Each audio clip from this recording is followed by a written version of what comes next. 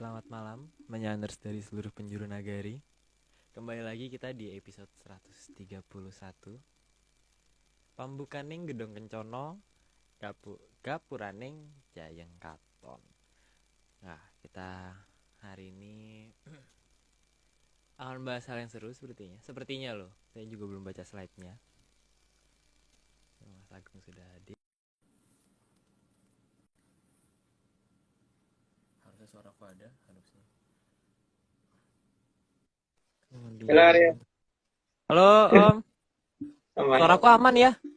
Aman, aman. Suaraku aman nggak? Oke, aman Om, aman. Aku Nih, pakai earphone nggak?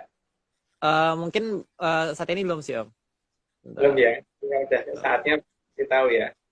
Mungkin nanti di setiap kayak 60-an mungkin Om butuh 60-an gitu. Halo Mbak Sari. Halo Mbak, sudah lama tak bersua. Iya nih, hampir 3 minggu ya. Iya ya, Dua Dek. minggu 3 minggu, iya 3 minggu ya udah. Tiga Dihitung, ya. aku hitung. Oh, gitu. Kok dihitung sih Mbak? Iya, biar ketemu lagi. Apa kabar nih Mbak? Puji semesta, baik-baik saja. Kalau karena udara ya, biasalah ya, namanya juga udah umur segini kan ada aja yang bumpet lah, yang apa, tapi aman, tidak bergejala apapun. Ya, yang yang penting sehat. Yang penting sehat Yang Mbak. penting, Ya, yang yang penting penting seger. sehat itu betul sekali. Ah, Oh iya, apa apa ya aku Arya lupa aku mau ngomong apa. apa ya Om ya? Apa ya? Oh iya Aryo, kelanjutan kemarin ya tentang sastra ulan itu ya. Ya, ayo Om, sebelum pada masuk Om. Masih Oh, sepi. yang masuk kan? Iya Itu betul. kan petunjuk berdasarkan ini based on menyan ya, bukan based on literatur ya. Jadi kan eh, ada 20 prajurit yang waktu itu mempertahankan sastra Wulan dan kemudian kan karena dia orang yang berbahasa Kawi maka dikatakan Kawi 20 ya. Entah nyebutnya Iya, mau Kawi atau Kawi-Kawi atau Kawi-Kawi-Kawi-Kawi atau sampai 20 gitu kan. Ya itu iya, salah siap. satu sebenarnya.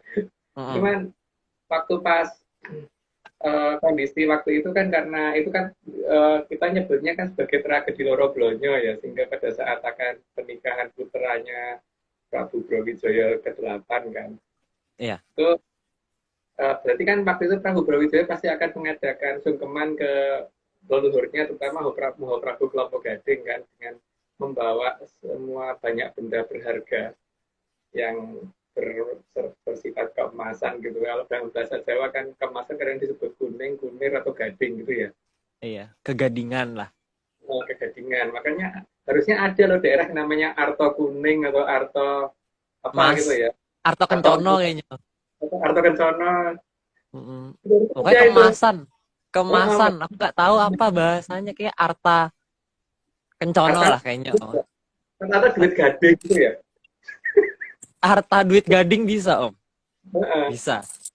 Mm-mm. Harusnya ada tuh wilayah itu gitu tempat di Iya, mana ketika ketika maka itu yang akhirnya diamankan oleh pasukan Bandan kan, iya. pasukan yang Bandan yang bawa yang tugasnya bawa bondo gitu kan.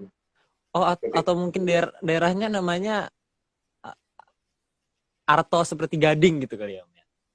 mirip ya bener. Iya, Atau kayaknya gitu. apa seperti gading gitu. Mm-mm. Dan waktu itu Prabu Brawijaya tidak sempat menyelamatkan Pangeran Maesa Pangarso karena posisinya agak jauh dan beliau sempat mengamankan diri ke daerah masuk ke sumur Upas gitu kan. Upas itu dalam bahasa Jawa kan artinya sumur yang penuh ular atau penuh apa gitu hewan-hewan berbahaya gitu. Cuman eh, makhluk seperti itu kan harus kalau tinggal di bawah harus di daerah yang harus di daerah yang dia nggak bisa naik ya nggak bisa naik jadi kan harus di beton atau di batu gitu kan jadi harusnya dekat daerah yang namanya Arto Emas tadi itu kan Iya Om. harusnya ada yang namanya sumur sumur akeh batune gitu kan. Oh Sumur iya bener. Bener, bener, bener. Jadi gitu ya. Jadi emang prosesnya itu waktu itu berarti sama Brawijaya Pamungkas waktu itu larinya ke daerah yang sumur yang banyak batunya berarti Om ya. Sementara pasukan yang nyerang kan pada teriak-teriak banter banget, kalau dalam bahasa Jawa kan banter itu santer ya. Kamu salah, Iya. mungkin kan di Inggris kan santer itu jadi hanya keliru huruf U kali ya. Kan Kayaknya bahasa gitu sih Om. kalau pakai huruf U gitu kan, hari Minggu ter gitu. Iya, makanya orang sana kan biasanya ngomong matahari kan biasanya SUN, tapi mereka Ya, ngomongnya sun. Makanya A, San. gitu Iya, kan. aku nggak tahu di daerah mana ya Mbak ya. Nggak tahu. Nggak Tapi yang tahu kita. daerah harusnya ada di timur agak utara dari daerah Cempaka Putih itu kan. Bukan Cempaka Putih ya, tapi Cempaka Putih gitu. Ah, baru aku mau bilang Cempaka Putih, Pulau Mas, Arta Gading, mallnya salah tuh harusnya Mas gitu loh. Aku nggak tahu ya malahan kalau ada nama itu, aku ngertinya cuma Ngawur. gitu. Ya, kayak aku nggak pernah tahu, nggak pernah lewat sana. Aku pernah lewat sana karena dulu ngantornya daerah sana. Jadi kalau misalnya mau pulang tuh daripada macet lewat ke kanan ke kiri, jadi ngelewatin itu ada Arta Gading Mall. Salah, mungkin salah itu harusnya bukan mall, Arta Gading Mas gitu. Mungkin. Bisa Ngawur. jadi juga. Aku Bisa ya jadi. ngawur. Jadi kan seharusnya daerah-daerah yang punya nama itulah sastra Wulan gitu kan. Itulah sastra Wulan. Daerah-daerah yang ada nama-nama itu gitu loh. Jadi Mojopahit betul-betul ada di daerah itu gitu. Tapi ada di selatan timur wilayah itu gitu kan. Selatan timur ya, bukan tepat selatan. Tapi kalau Ya, nama itu baru gimana Mas? Maksudnya dibikin sama orang-orang baru, bukan karena emang turun-temurun nama itu ada di situ, tapi tiba-tiba ada satu daerah yang dinamakan seperti yang ada di Mojopahit itu, terus tempat itu menjadi terkenal menjadi nama yang sama seperti itu. Tuh gimana tuh? Kalau urutan misalnya dilihat dari menyan-menyannya. pasti akan beda, Bu. Kalau nama kebetulan itu pasti tidak akan urut seperti yang ada dalam cerita sastra Wulan. Urutan Atau wilayahnya itu. mereka sengaja mencoba untuk menyamanyamakan supaya dibilang heeh gitu kali. Makanya kan ketika pas ada serangan itu kan mereka maju, ketika musuh maju dalam jumlah yang sangat banyak itu kan pasti akan dipasang yang namanya kawat berduri sehingga banyak orang yang mati kena duri ya. Jadi harusnya ada wilayah yang namanya kena duri atau kenari itu ya. Kenari. Itu Ya, kan situ harusnya harusnya. ada di daerah. Langsung kena duri. Bukan kena duri, tapi kalau duri kepak gimana? Itu kan pagar beteng itu pasti akan kawat pagar berduri itu pasti akan luas memanjang tuh Bu. Jadi harusnya nama daerah yang duri itu harusnya satu garis itu. Terutama daerah yang biasanya ada berapa lapis gitu kan. Lapis pertama daerah kena duri pertama gitu. Makanya kan ya namanya Sastra Wulan itu karena adalah bagian depan dari Mojopahit yang dipakai untuk istilahnya taman mininya gitu loh. Makanya harusnya itu daerah itu namanya cetakan negarane. Makanya ada daerah yang harusnya ada daerah namanya itu cetakan negoro itu kan. Dan itu ada di daerah Nari gitu, kena Ada daerahnya. ada Aku nggak tahu. Aku nggak tahu. Kalau misalnya saya mau berhalu-halu gitu ya, berhalu-halu karena apa kebanyakan membaca atau memandangi sesuatu lah gitu ya. Mungkin nggak sih petanya kebalik gitu loh. Maksudnya kemarin-kemarin tuh yang harusnya di barat ada di timur, yang di timur ada di barat gitu. Di petanya dibalik, tapi terus akhirnya bacanya ngaco gitu. Maksudnya peta kita sekarang gitu, peta sejarah kita sekarang gitu ya. Itu ternyata pada waktu pembuatan peta buta itu ya kebalik gitu loh. Jadi naroknya tuh salah gitu. Jadi yang harusnya ada di timur dia taruh di barat, yang harusnya ada di utara ada di selatan. Apakah itu bagian dari untuk menyelamuri atau menyelamatkan atau bagaimana gitu. Karena kan makin lama kan loh kok nggak sesuai banget sama sejarah yang kita pelajarin di sekolah gitu. Loh ini kita bukan cerita sejarah loh Bu, ini kita cerita tentang Iya tahu, tapi kan ada yang apa cenderungnya memper kayak sejarah sekolah, tapi loh kok gitu kan? Tapi Oh ya dulu balik saya lagi kan nggak nilainya boleh jelek, Mas. kesayangan gitu Saya kan. jelek man. Saya nggak belajar sejarah. Sejarah saya jelek dulu nilainya. Aku seneng banget sejarah soalnya dulu. Jadi kalau gini, loh kok gitu. dan dan, Tapi kan nggak boleh percaya.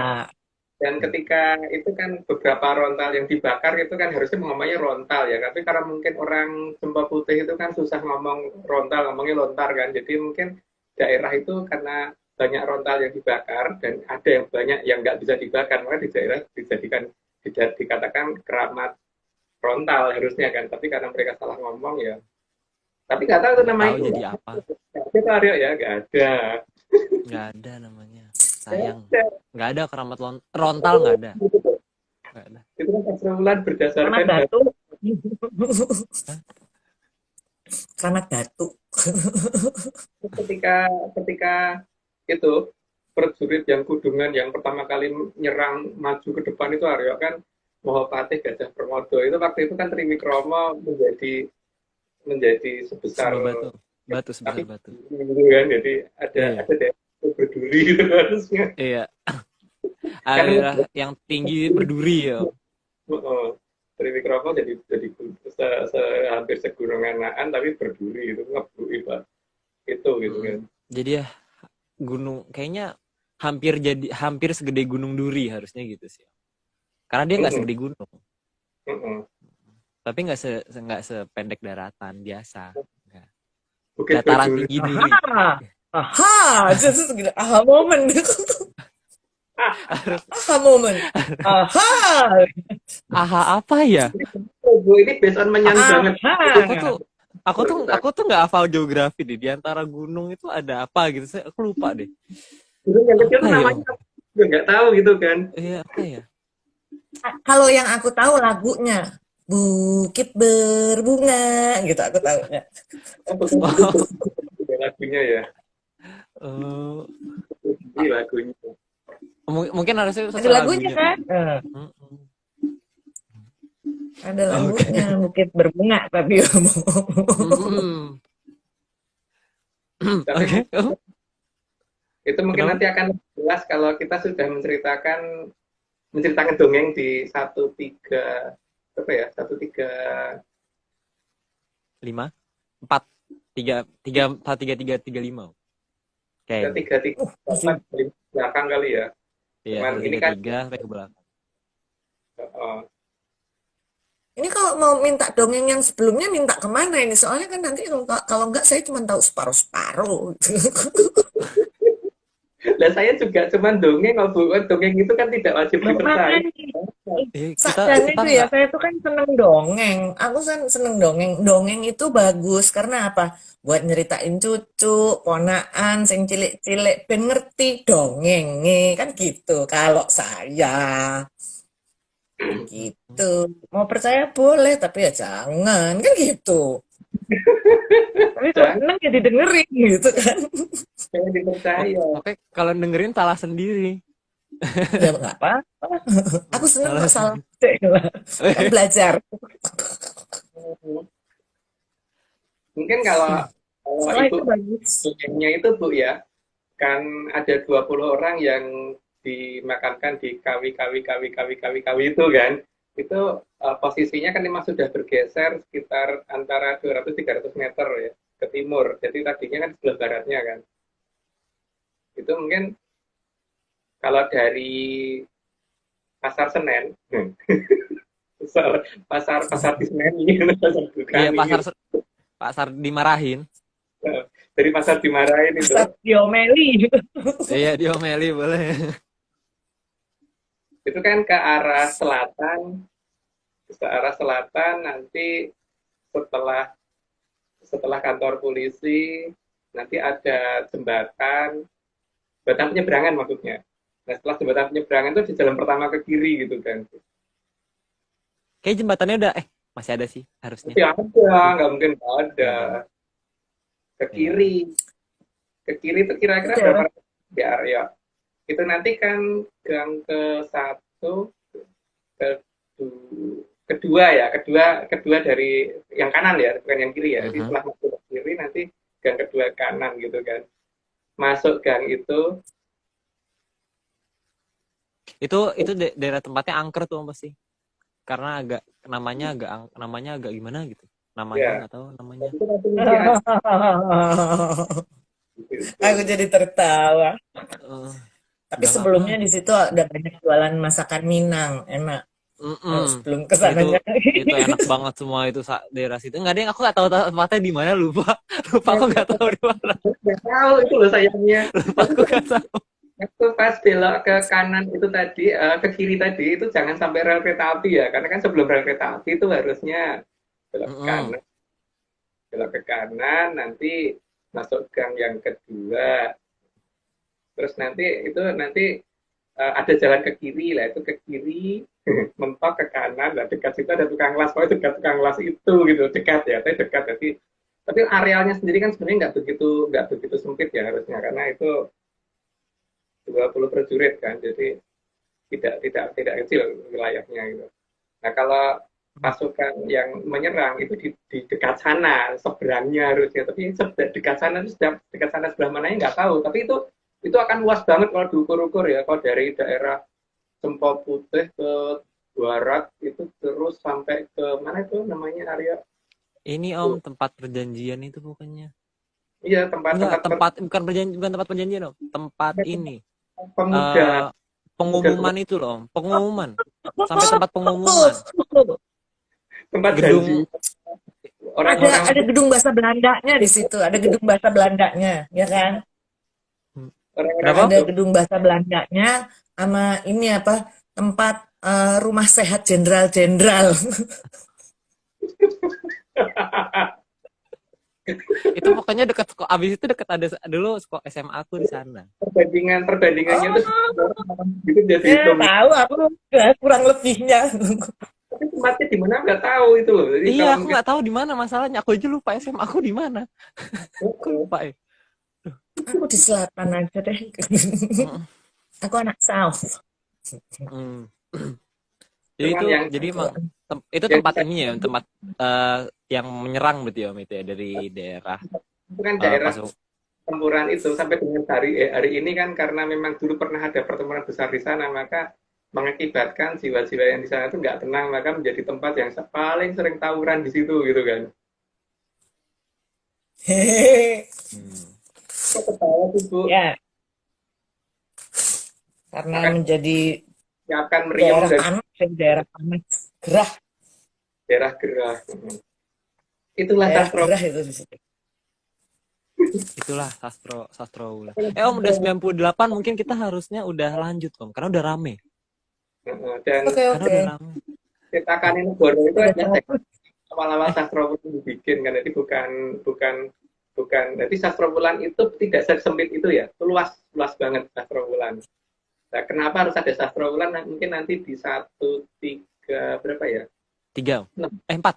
satu Enggak. Belum 136 belum. empat ya, 134. 134.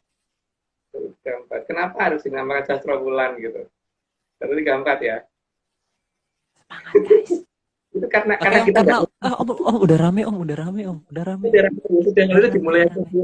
Di rumah dimulai, jangan. Tadi kita nggak bahas apa-apa guys. Jadi yang teman-teman yang baru join kita nggak bahas apa-apa. Tadi kita ngobrol-ngobrol santai. Hanya untuk eh Hanya dongeng belaka. Jadi tidak usah nonton di YouTube lagi. Ya. Ya. Oke, yuk kita mulai di slide pertama. Oke, pambukaning gedong kencana part 51 gapuraning jayeng katon. Pagar biasanya untuk membatasi suatu lahan agar tidak bisa dimasuki oleh orang yang tidak dikehendaki oleh sang pemilik lahan. ya iyalah setiap orang pasti pengen kalau daerahnya itu dimasukin oleh orang yang dia kenal gitu kan, bukan sembarangan orang boleh masuk gitu. Walaupun walaupun dia orang mungkin pejabat negara sekalipun, kalau kita nggak menginginkan wilayah kita dimasukin ya tetap mau apa, itu wilayah kita gitu kan. Jadi apalagi kalau bukan orang pejabat gitu loh. Jadi memang setiap tempat itu ada yang memiliki dan ada yang punya hak untuk membatasi gitu. Lanjut Bu. Ya lanjut Kak. Pagar ada yang dibuat indah dan jelas agar orang di luar pagar tahu batas, mana yang tidak boleh dimasuki.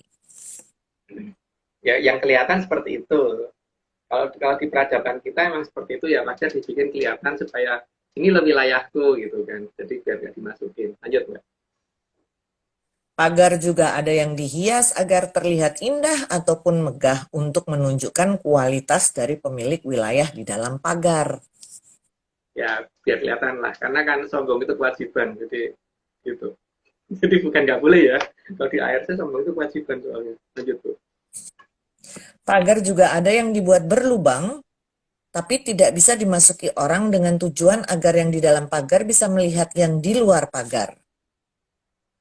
Ya karena kita juga kadang-kadang perlu melihat di luar itu ada apa. Kalau di luar ada rame-rame kan kita juga harus supaya ngerti bahwa sedang ada keributan apa. Jadi kalau perlu pengamanan juga bisa segera mungkin gitu kan. Jadi jangan sampai kita terlalu tertutup sehingga ketika terjadi kebakaran atau apa kita malah nggak ngungsi padahal tempat itu harusnya dalam jangkauan api gitu kan. Itulah makanya pagar juga harus paling dibikin supaya yang di dalam juga harus nggak keluar. Lanjut Kak. Pagar juga ada yang dibuat dari material alami karena namanya pagar pasti tidaklah alamiah. Ya, ya walaupun materialnya alami tetap aja tidak alamiah itu yang jelas. Jadi kalau masih mau mengatakan alamiah ya silahkan. Lanjut tuh. Atau bahkan kan biasanya ada yang udah pakai semak-semak ya makan biasanya. Pagar Hmm, yang semak-semak tuh. Tapi tetap aja dalamnya besi juga. Pagar, tetap pagar ada. perdu. Saya kalau nggak ada besinya ya kayak banyak juga sih. Gitu. Lanjut. Meskipun ada juga pagar yang dibuat agar bisa terlihat apa saja yang ada di dalam pagar dan di luar pagar. Ya itu udah pada ngerti lah, lanjut aja lah. Pagar juga ada yang dibuat dari tanaman sehingga meskipun tidak alamiah tapi terlihat seolah-olah alamiah. Seolah-olah ya. Jadi bukan alamiah, hanya seolah-olah. Nah, masalahnya kita bisa membedakan nggak yang seolah-olah dengan yang alamiah beneran itu gitu. Atau malah nggak ada yang alamiah gitu masalahnya. Lanjut. Terkadang pagar juga dua bagian, ada bagian yang dari tanaman dan ada bagian yang bukan tanaman. Ya itu tempatku banget itu. Karena aku seneng ada tanamannya dan ada yang bukan tanaman. Tapi pada dasarnya harus ada pembatas yang lebih kuat daripada tanaman itu sendiri sih kalau di tempatku. Lanjut Mbak. Salah satu fungsi pagar agar makhluk yang tidak dikehendaki tidak bisa masuk. Ya kalau kita terlalu terbuka dan apa-apa boleh masuk seperti waktu kita SD dulu kan diajarinya jangan suka membeda-bedakan gitu. Kalau mencari teman itu semua orang ditemenin gitu. Nah, kalau menurut aku itu salah ya, karena kita teman tuh harus milih, jadi tidak boleh semua orang ditemenin gitu. Kita harus pilih-pilih, karena kalau kita salah pilih, maksud iya sih kita mau bercanda sama makhluk yang buas gitu loh. Tapi ya itu masalahnya kan kalau kita milihnya tepat ya berarti makhluk walaupun sebuas apapun kadang-kadang dia bisa dijinakkan dan jinak terhadap kita, tapi belum tentu jinak terhadap kita itu jinak terhadap orang lain juga. Karena Lanjut Pak. mungkin yang bikin peribahasa suka cubit-cubitan sama beruang, Om. Mungkin Gitu kayaknya. suka suka ini apa gosok giginya harimau gitu. Kayaknya sih kayak gitu, Om. Sepertinya itu memang. Mungkin kalau pijet itu pakai giginya buaya gitu kali ya. Minyaknya minyak lidahnya ini, Om. Apa minyak lidahnya apa namanya komodo. Oh. Iya itu jadi emang kita nggak boleh milih-milih. Betul. Oke, Karena kita lanjut. dia Kenapa? bisa. Oke lanjut Kak. Pagar juga menutupi jalan bagi yang merasa trahing munyuk dan sangat menganggap munyuk adalah nenek moyangnya. Hei, Ya itu kan pilihan ya. Jadi kalau memang ada yang seperti itu dan bangga dengan itu ya silahkan gitu. Itu pilihan kok. Kita tidak memaksakan kalau Anda membanggakan itu ya silahkan. Itu kan kayak kayak sejenis orang mau membuat suatu sekte tersendiri tuh, sekte kepercayaan terhadap munyuk yang maha kuasa gitu. karena karena sangat diyakini bahwa manusia dia dikatakan dari munyuk itu kan versi mereka. Itu yang mereka itu yang terakhir munyuk itu ya harusnya tidak memaksakan ke orang lain juga. Kita nggak maksa, ya kan? Lanjut Pak. Karena munyuk punya tempat sendiri dan akan senang melanggar batas wilayah, maka perlu adanya pagar agar teraing munyuk tidak masuk. Makanya sifatnya pasti akan menurun ya. Jadi munyuk itu sifatnya begitu kan, sering melanggar batas wilayah. Jadi ya memang kita yang harus memaklumi yang bukan teraing munyuk ini gitu. Lanjut, Mbak. Selain itu, fungsi pagar juga memagari agar manusia yang berbeda peradabannya tidak bisa masuk. Karena kalau perbedaan peradaban itu juga biasanya ada perbedaan pandangan, selera dan yang lain-lain gitu. Jadi ada yang merasa apa namanya dikekang dengan aturan yang sedikit-sedikit dihukum itu dianggap membahagiakan, tapi ada juga yang kalau sedikit-sedikit dihukum itu menganggap suatu keanehan ini dewa model mana gitu yang seperti itu, dan mungkin anak yang berpikir seperti itu. Dan makanya harus ada batasan supaya supaya supaya dua model makhluk ini tidak bisa bergabung. Ada juga Om yang senang ini Om, berjalan di atas kawat dibelah 8. Bukan 6,5 ya? Lupa. Tergantung 8 sih kurang. milimeternya. 8 Tergantung kurang. guntingnya. Kalau guntingnya tajam banget tuh bisa banyak. Oh iya benar Kalau Pak. tajam banget. Benar bisa Kalau dibelah. guntingnya nggak tajam susah itu. Berjalan di atas pipa aja tuh kakiku udah sakit loh. Kalau makin kecil makin tipis apa enggak ya kakiku putus ya. Tapi ya mungkin ada orang Besot mas, besot. di belah 100 mungkin masih bisa bertahan kakinya gitu. Kalau kakiku sih nggak kuat. 6,5 aja udah nggak kuat kok, apalagi 8. Lanjut. Iya, 6,8 juga enggak.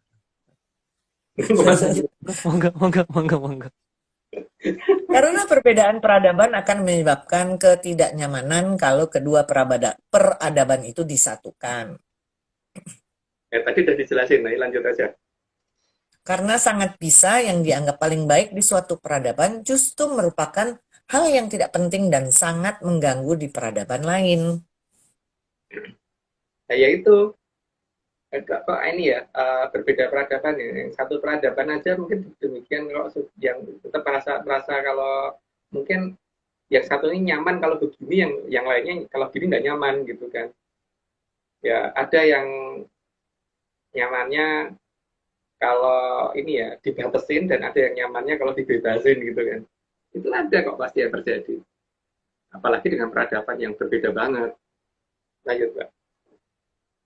Supaya tidak terjadi ketegangan antara peradaban, maka memang harus dibatasi agar peradaban yang sangat jauh berbeda tidaklah berinteraksi. Itu jelas ya.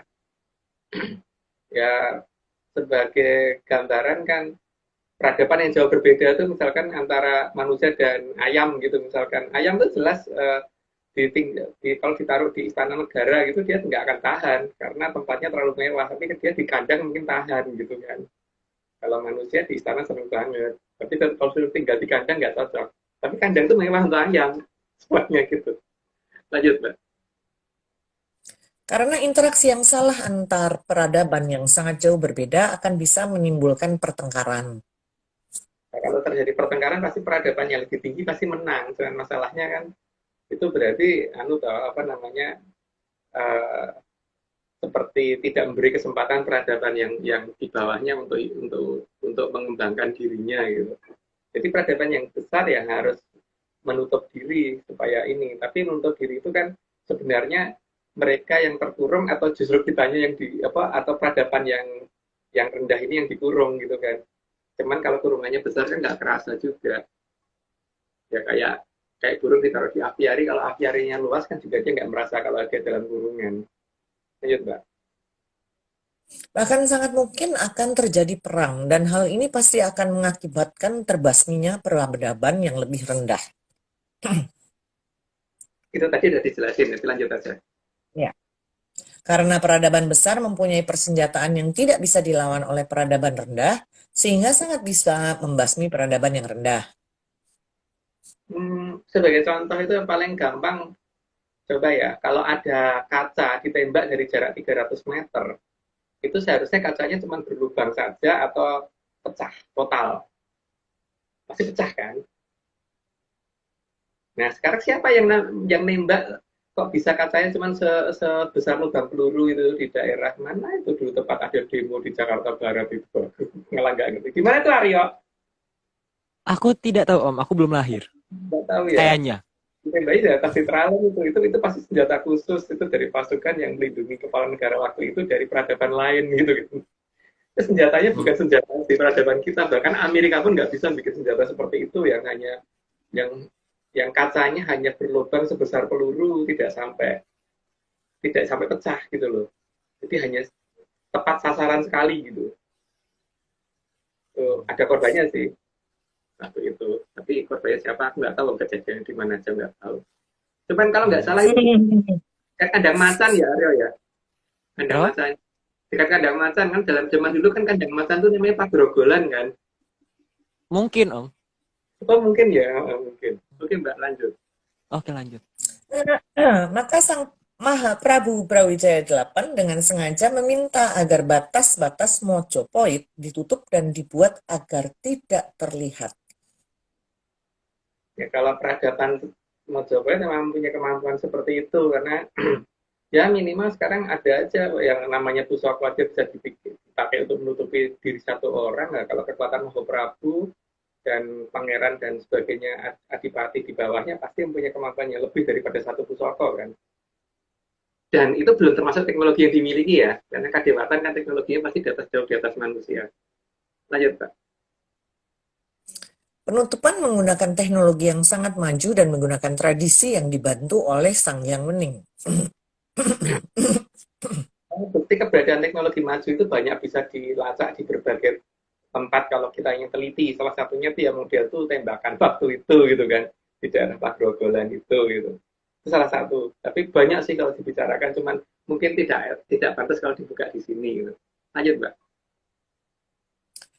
Karena bantuan dari Sang Hyang Wening, maka bahkan dari luar angkasa sekalipun tidak akan bisa dipindai oleh satelit. Nah, problemnya adalah saat ketika tata cara komunikasi dengan Sang Yang Wening itu dirubah menjadi tata cara lain yang sama sekali tidak nyambung. Karena kan kalau kita melihat tradisi saat ini itu membingungkan sekali karena setauku yang aku dulu ngajarin aku tuh nggak begitu kok tiba-tiba dikatakan mutih itu seperti itu, dikatakan ngeblend tuh begitu, nggak ada hubungannya dengan nasi kok kayaknya Aryo ya mutih itu. Sama ngeblend Nggak ada tahu. hubungannya dengan ruang gelap nggak ini banget. Nggak tahu ya kesana. Ayo lanjut. Oke, sehingga manusia yang ada di dalam peradaban besar bisa mengawasi keluar, tetapi yang di luar tidak akan bisa melihat ke dalam. Ya, seperti halnya kalau kita di dalam rumah kan kita pasang tirai putih itu tujuannya pada saat siang hari kita bisa lihat luar, tapi yang di luar nggak bisa lihat dalam kan. Mereka pasti tidak menggunakan tata cara yang sama, tapi beda teknologi gitu aja. Kalau kita kan teknologinya pakai tirai, kalau mereka pakai yang lain. Lanjut Mbak. Segala hal yang bisa mengganggu pandangan manusia dipancarkan agar mata manusia dan segala panca inderanya tidak pernah bisa melacak keberadaan peradaban besar. Karena mata manusia itu terbatas pada frekuensi sinar tampak dan itu pun dibatasi pada berapa sampai berapa, spektrum berapa sampai berapa gitu kan. Dan kita melihat hanya bisa berdasarkan pantulan sinar, walaupun kadang-kadang di luar pantulan sinar juga bisa, tapi tetap tidak diakui kalau itu tidak nano gitu loh. Jadi ya memang dibikin seperti itu oleh peradaban besar supaya paling tidak dengan berkurangnya spektrum warna yang bisa kita lihat itu mengakibatkan kita tidak bisa melacak mereka. Lanjut Mbak. Mereka juga mengirim sinyal sasradara agar kepekaan manusia berkurang. Namun hewan tidak berkurang kepekaannya karena sinyal yang digunakan mengurangi kepekaan manusia itu berada di frekuensi yang berbeda dengan hewan. Sosro itu 1000 ya, jadi sosro doro itu doro itu arti sosro doro itu suara denging yang ada di telinga itu gitu. Kalau diperhati kalau jeli itu sebenarnya kan makin kesini sebenarnya makin kencang gitu suara itu. Karena mendekati pembukaan Mojopahit itu memang sosro doro akan makin jelas. Cuman masalahnya kan kita menyadari itu apa enggak gitu karena lingkungan dan kebisingan jalan raya dan sebagainya itu kan akan membuat kita jadi melupakan itu. Lanjut Pak. Sehingga pagar besar menjadi tidak terlihat karena otak manusia tidak sanggup mendefinisikan keberadaan pagar tersebut. Memang seperti itu ya. Jadi kan kalau kita kan hanya bisa melihat berdasarkan pantulan sinar. Kalau toh ada pantulan sinar pun ketika otak mendefinisikan enggak ya kita nggak bisa melihat. Itu kan jadi tergantung dari otak kita juga. Makanya sinyal tertentu dipakai untuk mengacaukan itu oleh mereka. Lanjut Mbak. Dalam membuat pandangan berubah menjadi pemandangan yang lain dengan gangguan sinyal sasradara tersebut. Sehingga seolah-olah dihalukan dengan ya diastralkan atau gimana gitu kan, seolah jadi seperti itu pandangannya. Padahal aku tuh malah nggak ngerti yang namanya astral. Aryo ngerti nggak?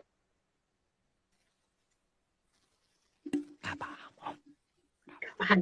Terus sama ya, sama Iya, terus aku kita. nggak ngerti sebenarnya karena jarang, nggak pernah ngelihat astral. Nggak pernah lihat astral ya. Kita ngeliatnya terlalu nyata kan. Ya maksudnya Karena ya nyatanya gini loh, seorang misalkan ada kuntilanak mendatangi siapa gitu, orang itu kalau kabur itu pasti melihat kuntilanaknya nggak mungkin astral, pasti ngeliatnya pasti nyata gitu kan. Nah kalau kuntilanak aja bisa kelihatan tidak astral, maksud ya leluhur kita tuh bisanya astral gitu loh. ya nggak karena maksudnya masa kalah gitu. Nggak mungkin datang dalam bentuk astral. Tapi kan karena kita astral itu apa, makanya definisinya dibingung kan. Tapi bingung sih astral tuh kayak gimana sebenarnya, nggak pernah tahu.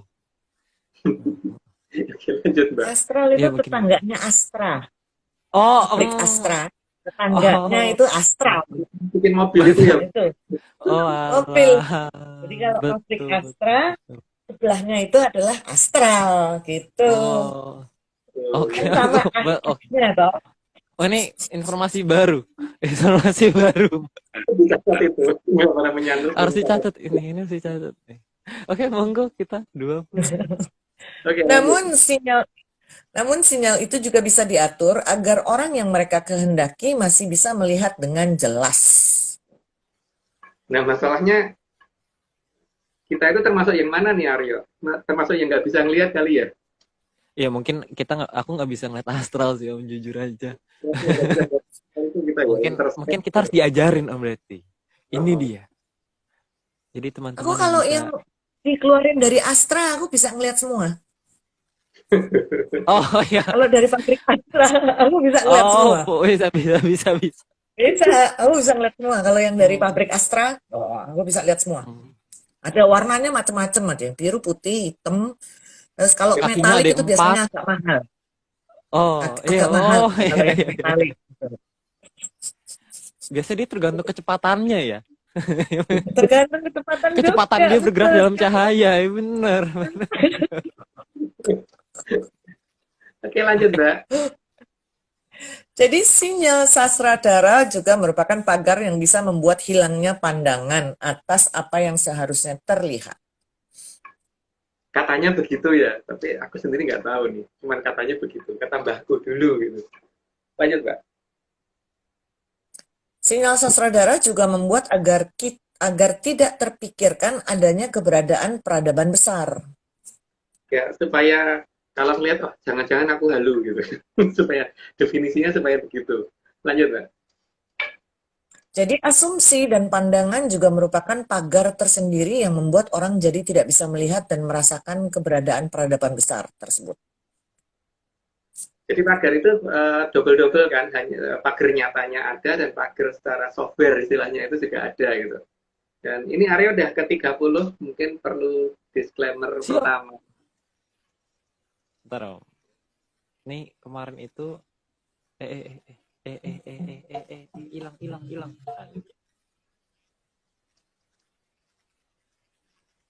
Oke. Bentar, aku lupa. Oh ya ini.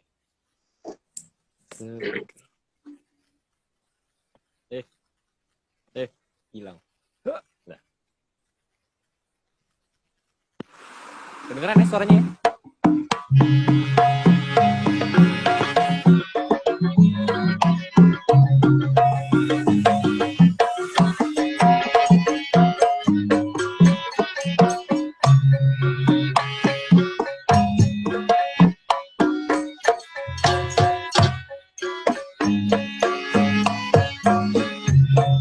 semua ini hanya dongeng.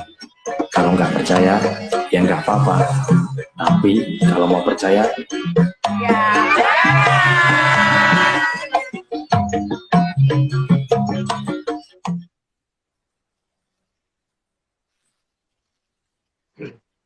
Oke, Arya. Jadi apa namanya? Kira-kira sastra ulang tuh gimana sih, Arya? Kok bingung aku posisinya lama-lama.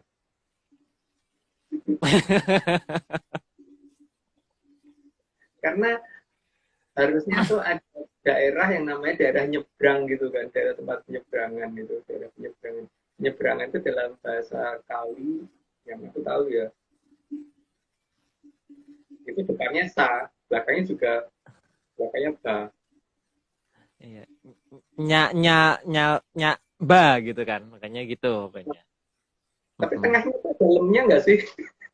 Oke, iya ada dalamnya. Aku lupa tapi bacanya aku nggak tahu gimana. Oke, depannya nya, belakangnya ba, tangannya dalam. Aku nggak tahu gimana bacanya. Aku nggak tahu. Nah, danya biasanya nggak disebut ya. Kenapa? Danya biasanya nggak disebut gitu loh. Iya, jadi di tengah dalam tapi danya nggak ada. Jadi dari 3 suku kata tuh, yang betul tuh lembasa atau sabalem atau Aku nggak tahu. Aku nggak paham. Aku nggak tahu daerah mana.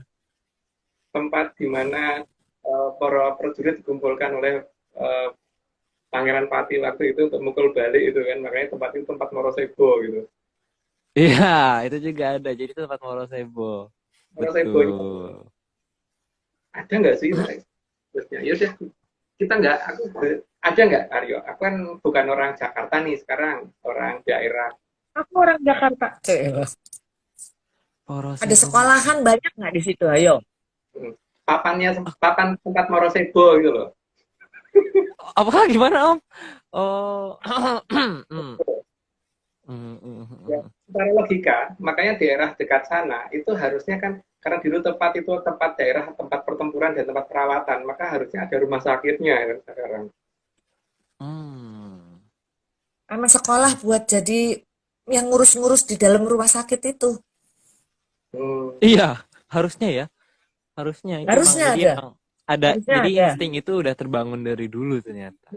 Itu mengembalikan kondisi masa lalu kan, ketika terjadi perawatan banyak perawatan di daerah situ gitu. Maka kan tempat yang itu akan kembali menjadi tempat daerah merawat orang lagi gitu kan, supaya orang mengingat di mana letak sastra ulang gitu. Dan nggak cuma satu seharusnya tempat merawat orang di situ gitu. Dan duanya gede-gede gitu kan. Betul. Betul. Ya Ya, bukan. ya. Aduh, tapi aku nggak tahu di mana. Dan itu ya kita nggak tahu di mana gitu loh. Dalam lah, pokoknya dalam lah. Mm-mm. Dalam. Ya, oke Mbak, lanjut aja lah daripada akunya. Yalah, daripada kita mikirin di mana ya, Mas ya. Enggak. Kita nggak tahu. Lanjut. Oke. Namun seperti apapun rapatnya pagar, tetap ada pintunya. Ya kalau nggak ada pintunya di dalam nggak bisa keluar. Maksud yang punya rumah harus lompat pagar, nggak lucu dong. Jadi mesti ada pintunya.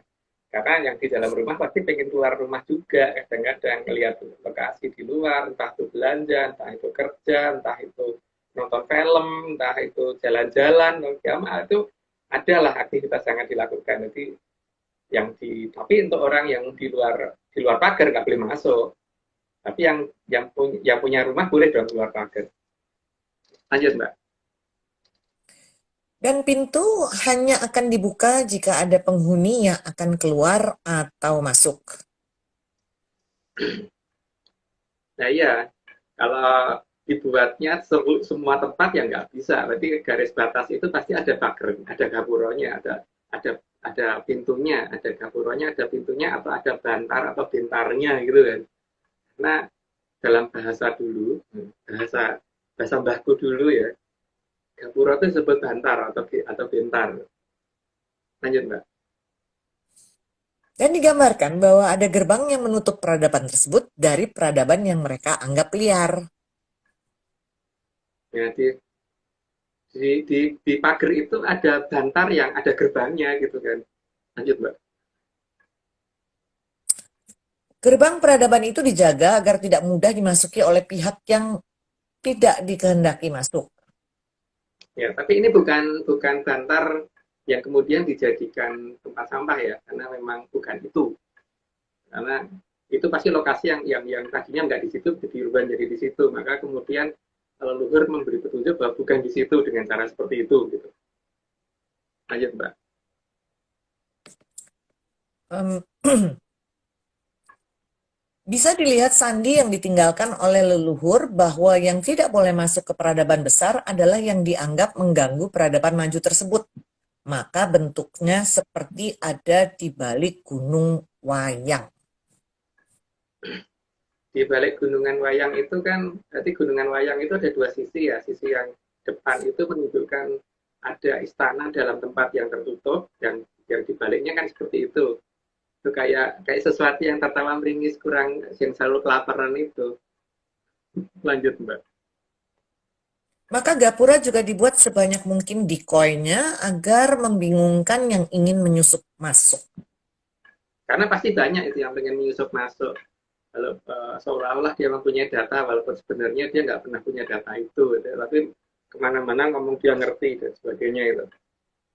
Karena banyak orang itu zaman sekarang itu ya rumangsa bisa di rasung rumangsani kan. Jadi ya rumangsa itu janjane itu man teorinya dia. Lanjut, Mbak. Untung kita nggak tahu ya Om ya. Kalau kita benar-benar nggak tahu. Iya, untung kita nggak tahu ya. Untung. Itu kita bukan tukang tahu. Oke, kita lanjut. Lanjut. Dalam pakem wayang kulit, maka pasti akan digunakan 3 gunungan utama yang digelar seperti ini. Sehingga dapat dihitung bahwa peradaban besar di Arcapada ini ada 3. Pada saat sejarah awal dan akhir ya, Tekayon itu biasanya gunungan itu ada 3 yang ditunjukkan. Itu bukan 2. Kan biasanya 2 kanan kiri itu yang selalu berjaga, tapi ada 3 yang ditunjukkan di peradaban besar itu. Jadi sebenarnya kita sudah mulai bisa menghitung peradaban besar itu ada 3, dan itu kira-kira ada di mana dan bagaimana melacaknya itu sudah mulai dipikirin. Tapi ya itu, ini kan ceritanya di dongeng. Ini nggak apa-apa sih kalau nggak dipikirin. Lanjut, Mbak. Keberadaan gunungan itu jelas utuh, maka terlihat bahwa antar 3 peradaban besar tersebut tidak pernah ada perang. Lanjutannya masih ada, Mbak. Maka yang pernah mengatakan mereka pernah perang pasti akan diminta pertanggungjawaban atas merasa sok taunya oleh peradaban besar yang dituduh berperang. Entah itu siapa yang pernah ngomong begitu, tapi yang namanya peradaban itu kan pasti punya masyarakat, punya tentara, punya rakyat, punya raja, punya ratu, atau punya tumenggung, punya mopate, punya pemerintahan, dan itu semua kan bisa tidak terima dong kalau tidak pernah mereka itu saling mendukung kalau dikatakan perang. Ya pasti akan ada tindakan kalau seperti itu. Cuman kepada siapa saya nggak tahu. Lanjut, Mbak. Karena peradaban besar tersebut memang masih ada sampai hari ini dan mereka juga punya kepala negara dan rakyat. Maka mereka bisa tidak terima kalau dituduh pernah berperang antar mereka. Maka monggo silahkan kalau ada yang mau mengucapkan juga pernah berperang, kita malah pengen ngerti. Jadi kita pengen melacak keberadaan peradaban itu kalau ada yang berani ngomong begitu gitu. Jadi kalau kita sih nggak berani ngomong mereka pernah berperang karena memang mereka nggak pernah perang. Berdasarkan dongeng yang mbah-mbahanku dulu. Lanjut, Mbak. Jadi kalau merasa bisa tapi tidak bisa merasai, maka kalau tuduhan kepada peradaban yang bahkan melihat saja tidak bisa, maka akan menanggung risiko yang sangat besar. Ya karena mereka bisa bertindak di luar apa yang bisa kita perhitungkan ya. Jadi bukan saya yang bertindak, enggak. Kalau kita hanya mengamati tindakan dari apa yang atas, yang mereka lakukan, karena bagaimanapun juga suatu wilayah itu kan pasti ada masyarakatnya, dan masyarakat itu pasti juga nggak akan diterima kalau dituduh sesuatu hal yang tidak sesuai dengan yang mereka lakukan. Lanjut, Mbak. Karena peradaban besar itu tempatnya sangat damai dan mereka sangat menjunjung nilai-nilai kemanusiaan, maka mereka tidak akan saling berperang, tapi justru saling mendukung. Maka yang mereka lakukan juga bukan, istilahnya bukan menghukum mati, itu tidak ya, cuma memindahkan ke alamnya gitu, ke tempat yang tepat untuk orang itu gitu. Ya aku nggak tahu tuh yang mereka lakukan apa. Lanjut Mbak. Di peradaban tersebut, hierarki sangat dijaga. Maka bagi yang memang ketitisan dewa, pasti akan didewa-dewakan. Jadi di sana mendewa-dewakan itu justru diizinkan. Jadi memang dewa itu kalau bagi mereka ada, jadi kan mendewa-dewakan itu memang ya benar harus didewa-dewakan untuk versi mereka. Kalau di kita kan memang nggak boleh mendewa-dewakan. Jadi kalau kemudian kita bertanya, kenapa mereka menutup diri lah? Salah satunya ini toh. Kalau mereka boleh mendewa-dewakan, kalau kita nggak boleh mendewa-dewakan kok. Lanjut Mbak. Ketika kerajaan yang berperadaban besar tersebut juga mempunyai gerbang dengan ciri-ciri yang sama. Jadi kalau detail, kalau teliti ya sebenarnya kan kelihatan sih, kelihatan. Tapi ya itu bagi yang mempunyai kepekaan tinggi ya. Kepekaan tinggi itu berarti tidak pernah mengabaikan apa yang ada di depan kita. Tapi kalau kita terbiasa mengabaikan apapun ya nggak akan terlihat. Lanjut Mbak. Meskipun ciri-cirinya sama, tetapi lokasinya berbeda. Ya lokasinya berbeda karena 3 tempat itu memang tidak satu tempat. Yang satu di samudra, di selatan kita, yang satunya ada di dekat ibu kota, yang satunya lebih ke timur lagi gitu kan. Lanjut Mbak. Ukuran kebesarannya pun sama, yang membedakan adalah umur dari ketiga peradaban tadi. Ya, yang paling tua kan Medang Kamulyan atau yang terkenal dengan nama Medang Kamur. Ya, dalam bahasa dulu itu kan Kamulyan juga disebut Kamurian. Maka anak-anak atau orang Jawa biasanya kan menyebut itu biasanya kata belakang yang selalu disebut ya, seperti Tumenggung Wiroguna, tempatnya Wirogunan disebutnya Ragunan gitu kan. Tapi nggak tahu itu gimana loh, aku nggak ngerti itu posisinya. Tapi kalau Medang Kamulyan kan sering disebut Kamurian atau Murian. Jadi kalau anak-anak anak laki-laki atau anak itu dia disebutnya kan Le gitu kan. Jadi kalau bocah dari Medang Kamulyan itu kan jadi Le Murian gitu kan. Tapi itu gimana nggak ngerti aku. Aja Mbak. Dalam penggambarannya, gerbang selalu ditunjukkan berada bukan di puncak bukit, tetapi justru agak mendekati kaki bukit. Jadi kalau kita membuka suatu peradaban justru keliru kalau di atas bukit karena pasti malah justru bukan di situ. Lanjut, Pak. Namun harus sangat berhati-hati karena pihak kala juga akan membuat jebakan, sehingga harus mampu melihat mana yang gerbang para kala dan mana yang gerbang ke peradaban besar. Tapi ciri-cirinya sebenarnya gampang kok melihat dari tingkat kesangaran, keangkeran, dan kemudian orang di situ nyaman dan tidaknya itu kelihatan. Kalau Traengkolo kan memang pasti gitu kan, pasti yang ada tuh nakut-nakutin, namanya memedi kan. Jadi bahkan yang beliau keluarkan aturan-aturan yang sifatnya menakut-nakuti gitu. Lanjut Mbak. Maka di simpingan wayang kulit diletakkan keberadaan Bolokiwo, itu merupakan petunjuk agar jangan salah memilih jalan ke Bolokiwo. Maka Bolokiwo harus dibatasin dulu oleh kerajaan besar supaya dia tidak bisa masuk secara bebas ke dalam tempat wayangnya digelar kan. Jadi disitulah peradaban besar yang pertama berada seharusnya. Lanjut Mbak. Dan ada jalan juga menuju Bolotengen. Kalau diperhatikan dengan cermat, yang ada dalam penggambaran Bolotengen justru mayoritas didominasi bukan oleh wujud yang sabar, namun wujud yang tidak sabaran. Jadi di Balatengen itu bukan berarti orangnya sabar-sabar. Jadi banyak orang yang ngomong bahwa kalau kita tidak bisa melihat kadewatan atau tidak bisa melihat dulu dikatakan karena kita kurang sabar, karena kita kurang apa itu namanya Aryo, kurang ajar, kurang sabar atau kurang apa, kurang suci Dari pandu. Dari pandu. Ya tapi pada dasarnya kan kita lihat deh Werkudara. Werkudara itu kan orangnya senggol muluk jawel mubal, itu kan salah satu tokoh di pewayangan yang dikatakan manunggaling kawula Gusti kan Werkudara loh. Mana Iya. ada ceritanya Werkudara sabar gitu? Nggak ada. Werkudara disenggol memang kalau misalkan ada yang berani mukul beliau memang terus diem aja.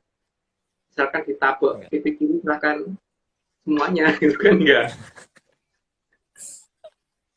Iya, tapi yang seru itu karena kalau misalnya simpingan wayang, berarti wayangnya Werkudara itu salah satu yang paling banyak. Karena Werkudara itu banyak jenisnya. Kalau misalnya di simpingan wayang itu nanti ada yang waktu dia masih muda, terus habis itu berubah atau irah-irahannya berubah, terus waktu udah berubah umurnya. Jadi benar-benar digambarin Werkudara itu suatu tokoh yang sangat penting di Iya. Bolo Tengah. Dan itu bukan tokoh yang sabaran kan. Bukan tokoh yang sabar. Itu Kan seru. ada lagi tuh Prabu Baladewa. Baladewa juga ada. Artinya setengah mati kan. Sakti dan Dewa aja ada banyak yang takut sama Baladewa loh. Tapi memang ada ceritanya Baladewa sabar. Ada senggol muruk jawel mubal. Jadi ajaran yang menunjukkan bahwa orang Jawa itu harus sabar, harus ini. Dan sebenarnya itu ajaran yang mana sih? Itu nggak ada loh di wayang. Iya, nggak ada sama sekali kita diajarkan sabar. Kecuali ada om yang sabar. Nggak ada. Nggak Karena ada sabar di kalau situ. emang namanya lahir udah sabar. Pasti sabar dong. Masa jadi orang lain dia pasti sabar karena Betul. akte kelahirannya sabar dia. Betul. Ya toh? Seperti namanya Pak Joko itu walaupun sudah nikah tetap saja namanya Joko gitu kan. Atau Betul. Mbak Ayu gitu yang dari namanya dilahirkan dengan nama Ayu gitu kan, apa ya sampai umur berapapun wajahnya seperti apapun tetap saja katakan Ayu gitu kan. Gitu juga dengan ini loh, tapi itu kan tidak ada hubungannya dengan sabar. Tapi kan nggak tahu kenapa sekarang kok sabar dipakai untuk jadi patokan gitu kan. Apalagi nerimain pandum loh. Coba atau itu Bolo Tengah itu ada yang nerimain pandum nggak? Nggak dong. Boro-boro. Nggak ada loh. Nggak ada. Kalau Itu kalau nerima Majapahit pandum om. itu Melayu kan, nggak pernah mengadakan ekspedisi ke sana sini gitu. Dan mungkin dari cerita Mahabharata lagi gitu ya. Mungkin tuh Arjuna itu nggak dapat Wahyu Makutoromo, Wahyu Cokroningrat tuh nggak dapat semua itu. Kan itu harus Kalau- laku kan. Pantun kan nggak perlu laku, nggak perlu melakukan itu Betul. sudah dapat.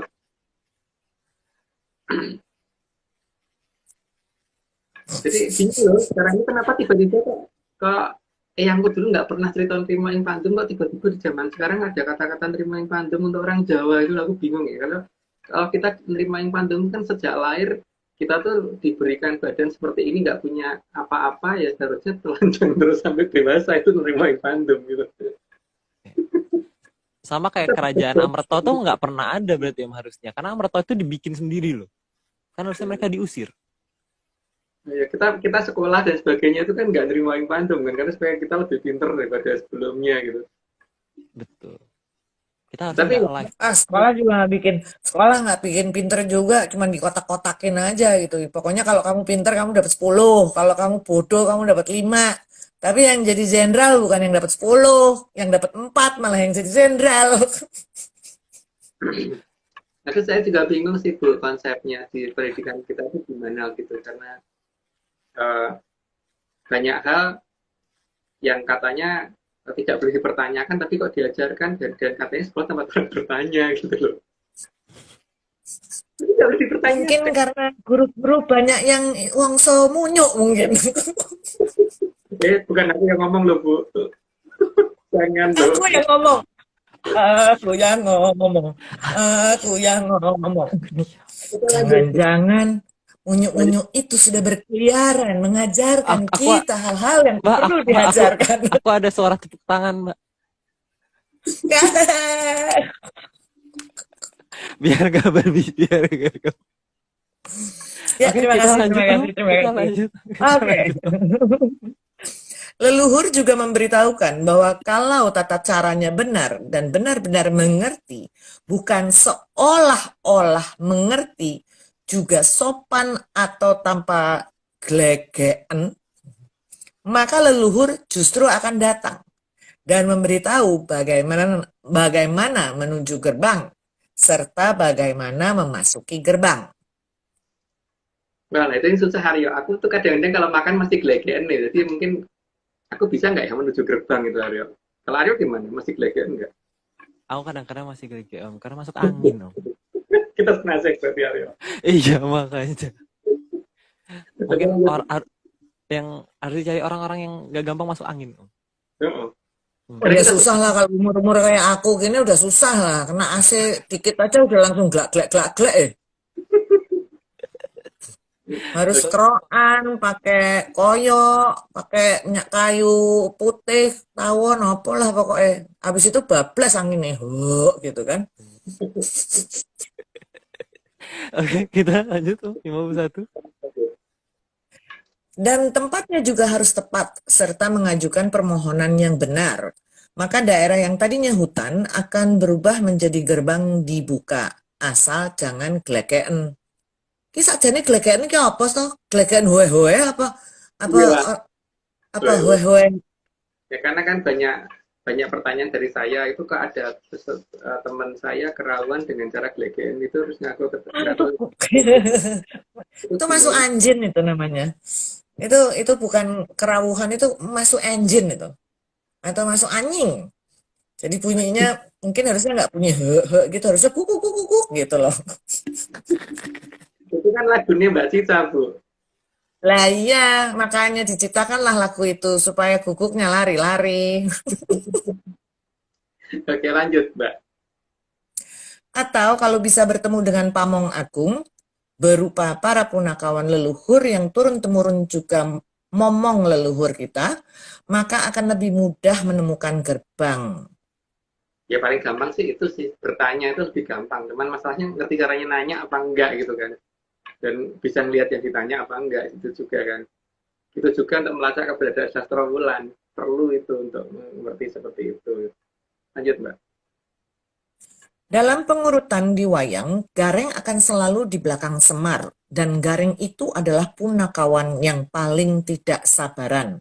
Maka tidak ada hubungannya antara ajaran leluhur untuk menjadi sakti dengan kesabaran. Sakti ya sakti aja, nggak usah sabar gitu ya.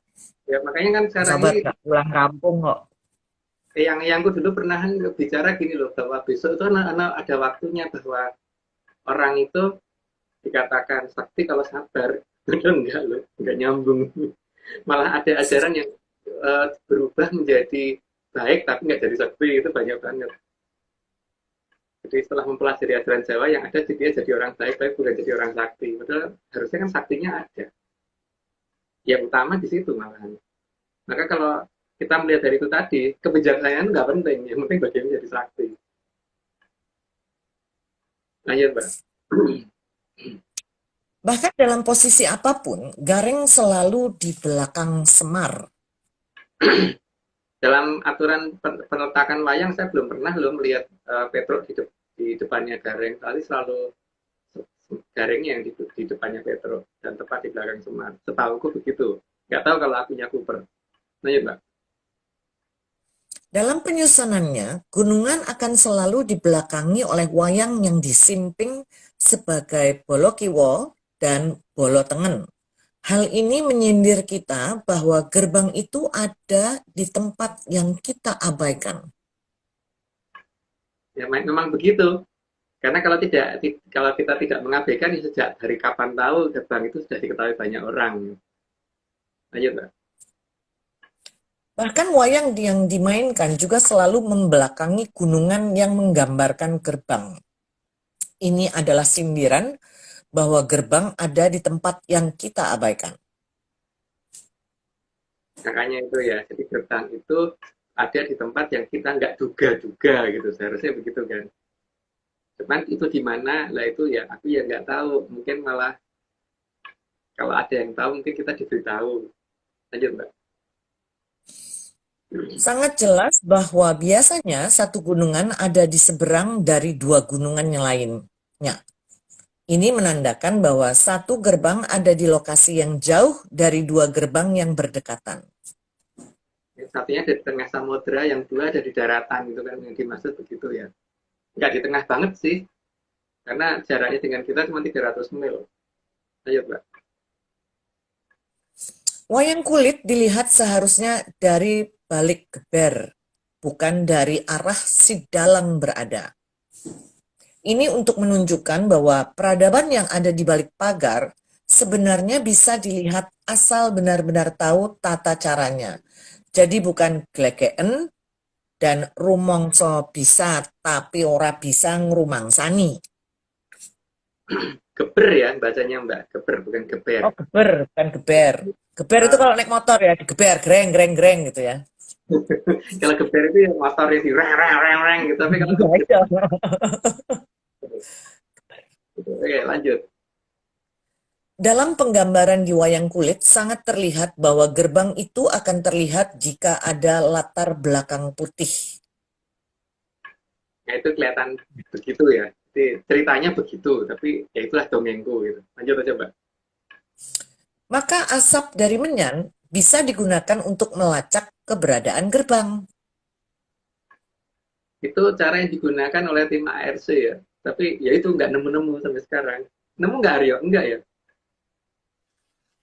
Kemarin tiba-tiba aku nemu ada foto di HP ku tapi nggak tahu foto apa.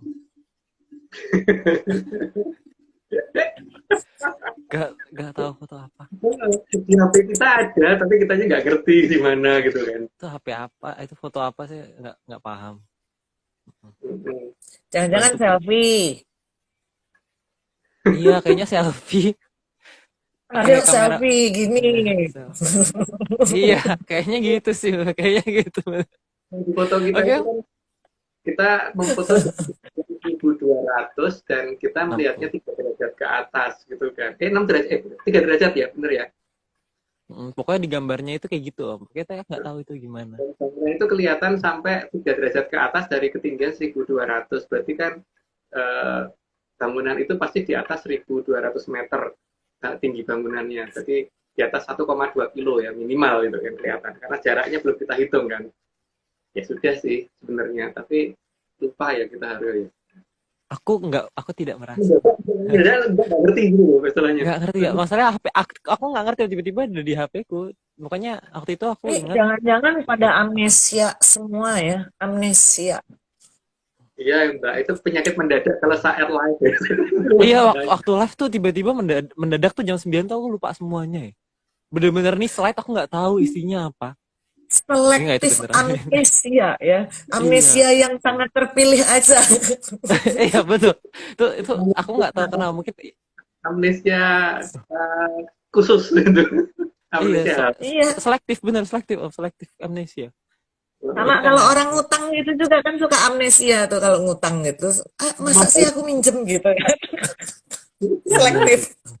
Itu contoh konkretnya itu. Jadi mungkin kalau udah. Nah, itu dia. Jadi pas Arya, kalau lagi 60 disclaimer kedua. Oke, siap.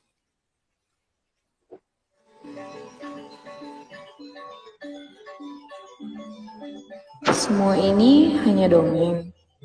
Kalau tidak percaya ya nggak apa-apa.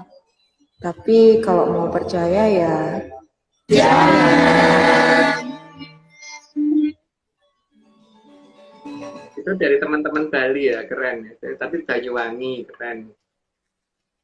Mereka pinter ya dalam membuat ini ya. Kalau kita kan nggak bisa bikin video seperti itu. Mungkin teman-teman yang lain ya, mungkin dari Jakarta, tim Penyanders Jakarta atau Penyanders yang lain, kalau mau mengirimkan hasilnya silakan kirimkan ke aku. Aku mau dong ikutan Menyanders Jakarta, kan aku di Jakarta. Aku seneng loh bakar-bakar menyan.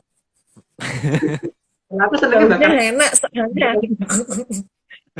Sampai dibilangin, duh, ini mbak gue udah jadi dukun nih hari-hari bakar-bakar menyan. Bilang, aromaterapi lagi gitu. Kalau kita senengnya bakar ikan laut ya, ya. Oh enak tuh. Nanti aku bawain sambal dabu-dabunya ya. Siap. Kita nerima yang pandum itu, kalau itu kita berubah nerima yang pandum gitu. Itu tiba-tiba nerima yang pandum tuh sangat cocok gitu. Selektif Kalau yang gitu. itu cocok. Nerima pandum itu relevan. Oke, kita lanjut 61. Lanjut 61 ya. Asap sampah juga menghasilkan asap yang berwarna putih, tetapi asap sampah merupakan polusi udara. Jika membakar sampah di depan gerbang, maka justru gerbang akan ditutup serapat mungkin karena mereka yang ada di peradaban besar tidak akan mau polusi udara masuk ke wilayahnya.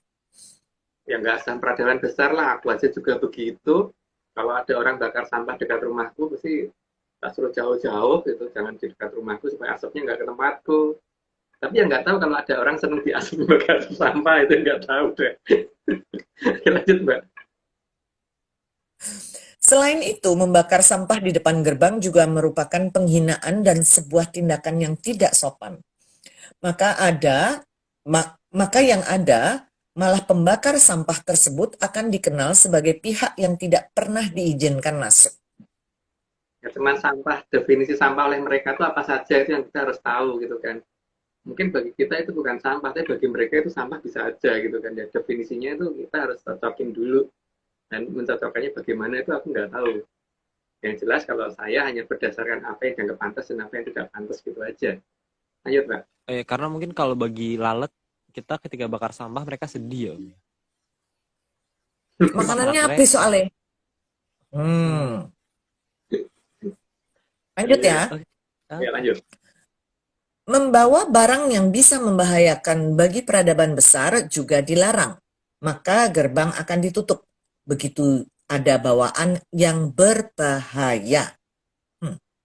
Ya, tapi itu apa yang berbahaya bagi mereka kan kita tidak tahu. Ya, pokoknya kita pikir apa aja yang membahayakan kita ya jangan dibawa gitu aja kan. Lanjut Mbak.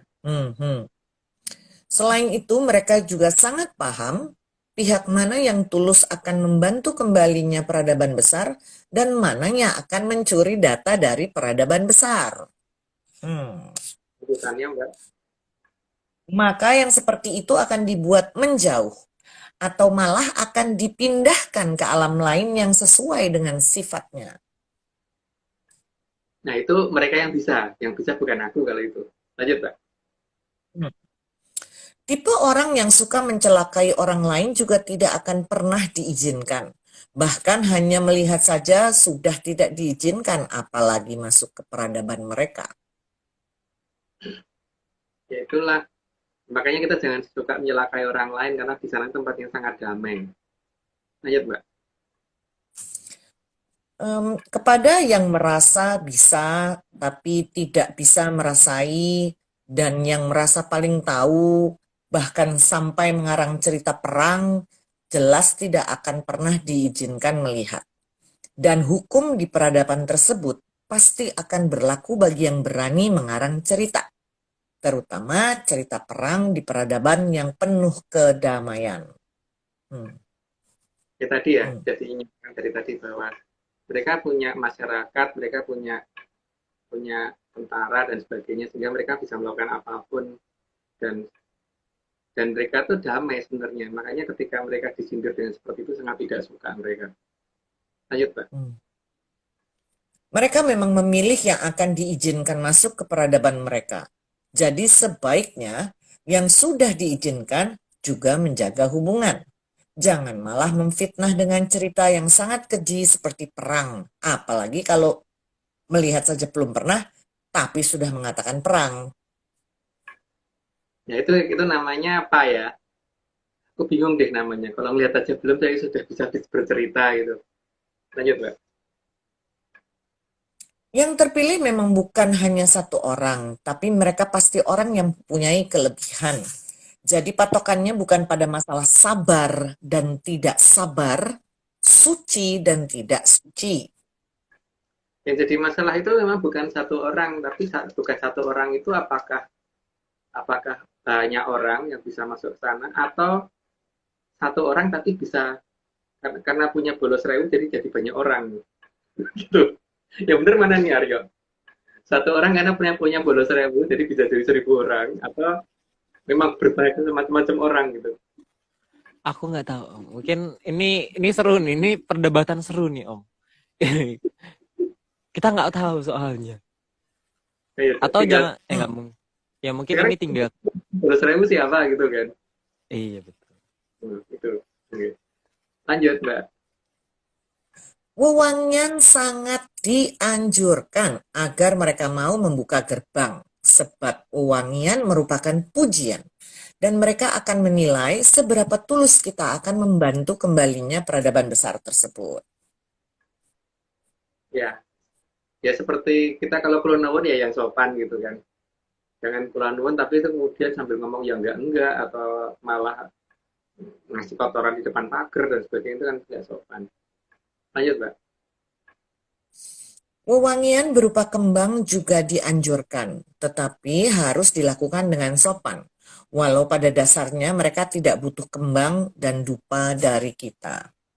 Itu prioritas yang harus ditekankan ya. Mereka tidak butuh itu karena mereka itu sudah sangat maju peradabannya. Jadi mereka tidak membutuhkan menyan, tidak membutuhkan dupa dan tidak membutuhkan kembang. Tapi kita yang membutuhkan itu untuk supaya diizinkan masuk ke peradaban mereka atau minimal diizinkan melihat peradaban mereka.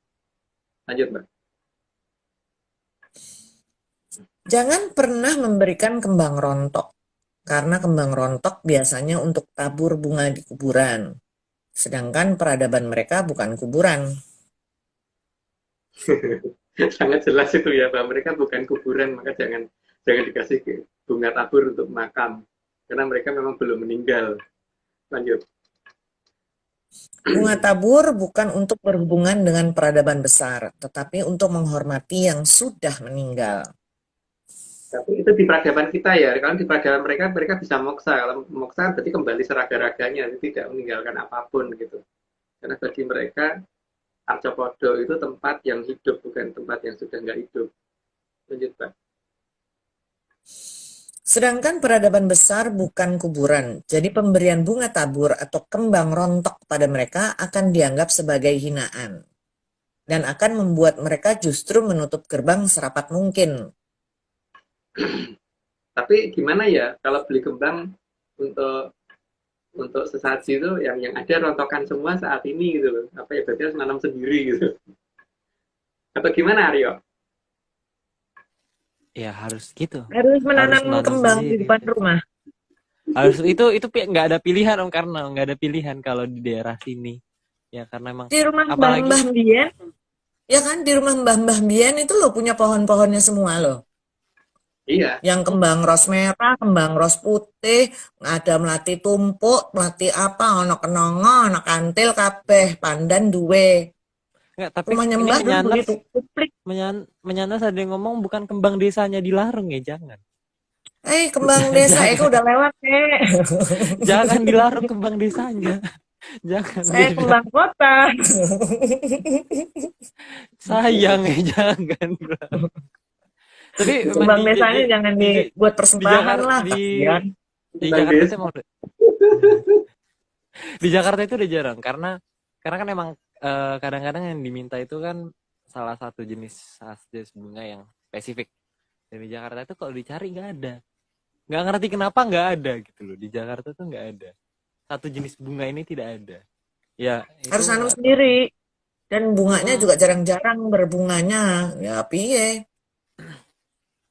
Ya, ini jadi emang harus tanam sendiri paling benar. Oke, kita Ya, gimana? betul Gimana? Mari kita jadi petani bunga. Oke. Maka kita harus menyadari dulu bahwa peradaban besar itu peradaban manusia yang hidup, bukan manusia yang mati. Jadi jangan diberi bunga untuk orang mati. Nah. Ya sekarang nggak sah mereka lah. Kalau Aryo aja kalau tak kasih kembang kuburan gimana, Aryo? Suka. Aku kaget sih Om. Pertama kaget Om. Nggak bisa berkata-kata. Tapi ada cerita lucu sih, Aryo. Dulu tuh aku waktu pas masuk TK kecil, itu kan aku pernah naksir sama guruku yang yang gimana gitu, cantik kan. Waktu TK kecil itu, Bu, hari pertama masuk itu, terus pas hari apa gitu, pas liburan kan diajak Bapak untuk nyekar eyang di makamnya eyang itu, Bapak nabur bunga di situ kan. Aku nanya, Pak ini kok ditabur bunga kenapa? Ya supaya tempatnya wangi. Loh, kenapa kok wangi? Karena kita kan sayang sama eyang supaya tempatnya eyang jadi lebih wangi gitu kan. Nah besoknya gitu masuk sekolah aku nulis surat terus beli kembang yang pakai untuk nyekar tak kirimkan tak kasihkan ke guru ngomong.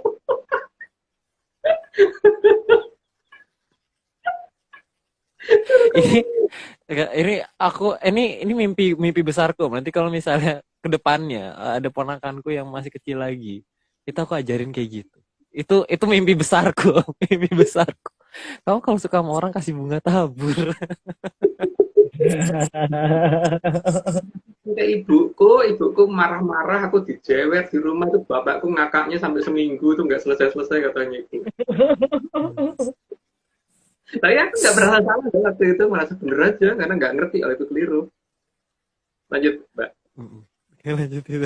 Maka memang kalau tidak tahu, sebaiknya jangan merasa tahu, karena kasihan mereka yang mengikuti. Karena akan ikut jadi pihak yang ditandai sebagai pihak yang tidak akan pernah diizinkan masuk ke peradaban besar. Karena mengikuti pihak yang sebenarnya tidak tahu. Tapi karena pintar bicaranya, maka dianggap paling tahu. Padahal sama sekali tidak tahu. Ya kalau kita memang bukan tukang tahu, jadi kita tidak tahu.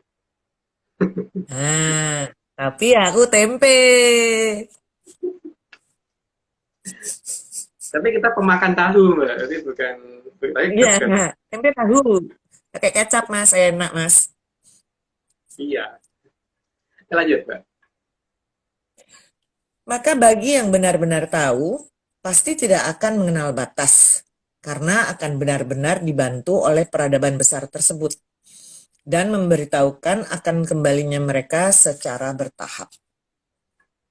Yang jelas tidak akan pernah habis ceritanya, karena kalau misalkan satu orang Moho Prabu saja, itu kalau menceritakan dari kecil sampai besar, itu mungkin butuh waktu berapa lama gitu kan.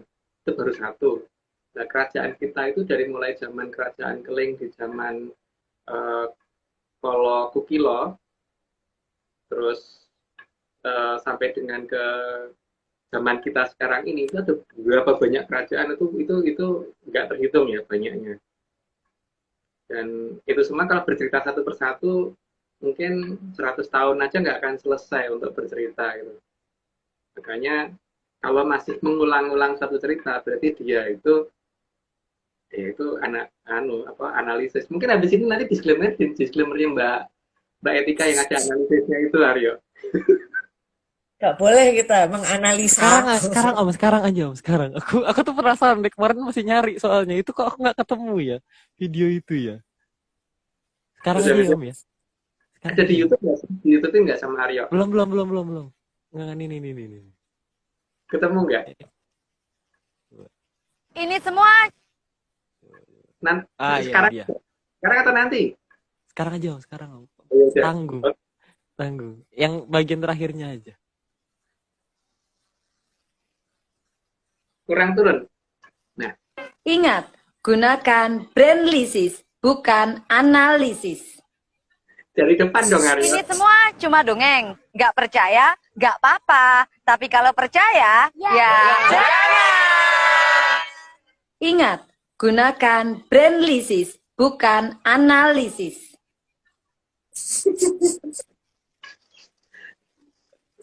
Mau pakai pembelaan bahwa dari kata Ana dan Lisa, tapi tetap aja ngomongnya analisa gitu, ngomongnya bukan Ana, Lisa gitu kan, nggak pakai jarak gitu loh ngomongnya. Ini aku akan save videonya, aku pin. Favorit. Di YouTube Nario, di YouTube. Siap. Oke. Lanjut. Oke. Bagi yang benar-benar dianggap tulus akan membantu, maka akan diberikan kepekaan atas cahaya yang bisa terlihat dari luar gerbang, sehingga akan sangat paham di mana saja gerbang berada.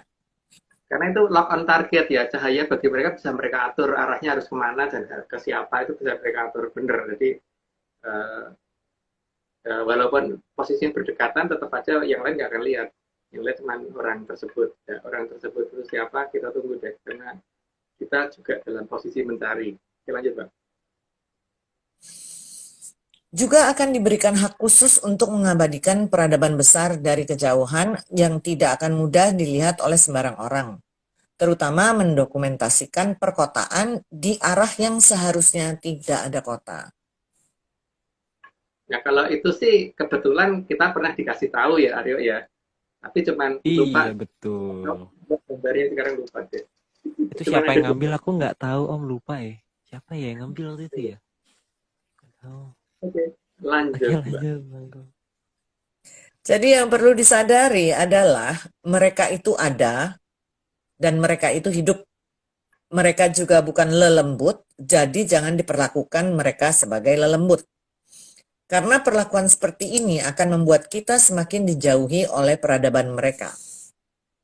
Mereka memang bukan lembut, tapi mereka perasaannya benar-benar lembut gitu kan. Jadi benar-benar peka terhadap banyak hal gitu karena perasaan mereka orang memang manusia yang sangat-sangat peka. Jadi tempatnya pun sangat maju dan juga sangat bersih gitu. Ya itulah, tapi mereka bukan lembut. Lanjut, Mbak. Sehingga kalau benar-benar kenal akan ditunjukkan bagian dari peradaban besar itu. Dan dapat mengambil foto dari kejauhan yang hasilnya akan terlihat seperti perkotaan yang menembus awan dengan sudut elevasi dari ketinggian 1.200 meter minimal di 93 derajat bila diukur dari garis vertikal. Pasti bingung tuh, Mbak.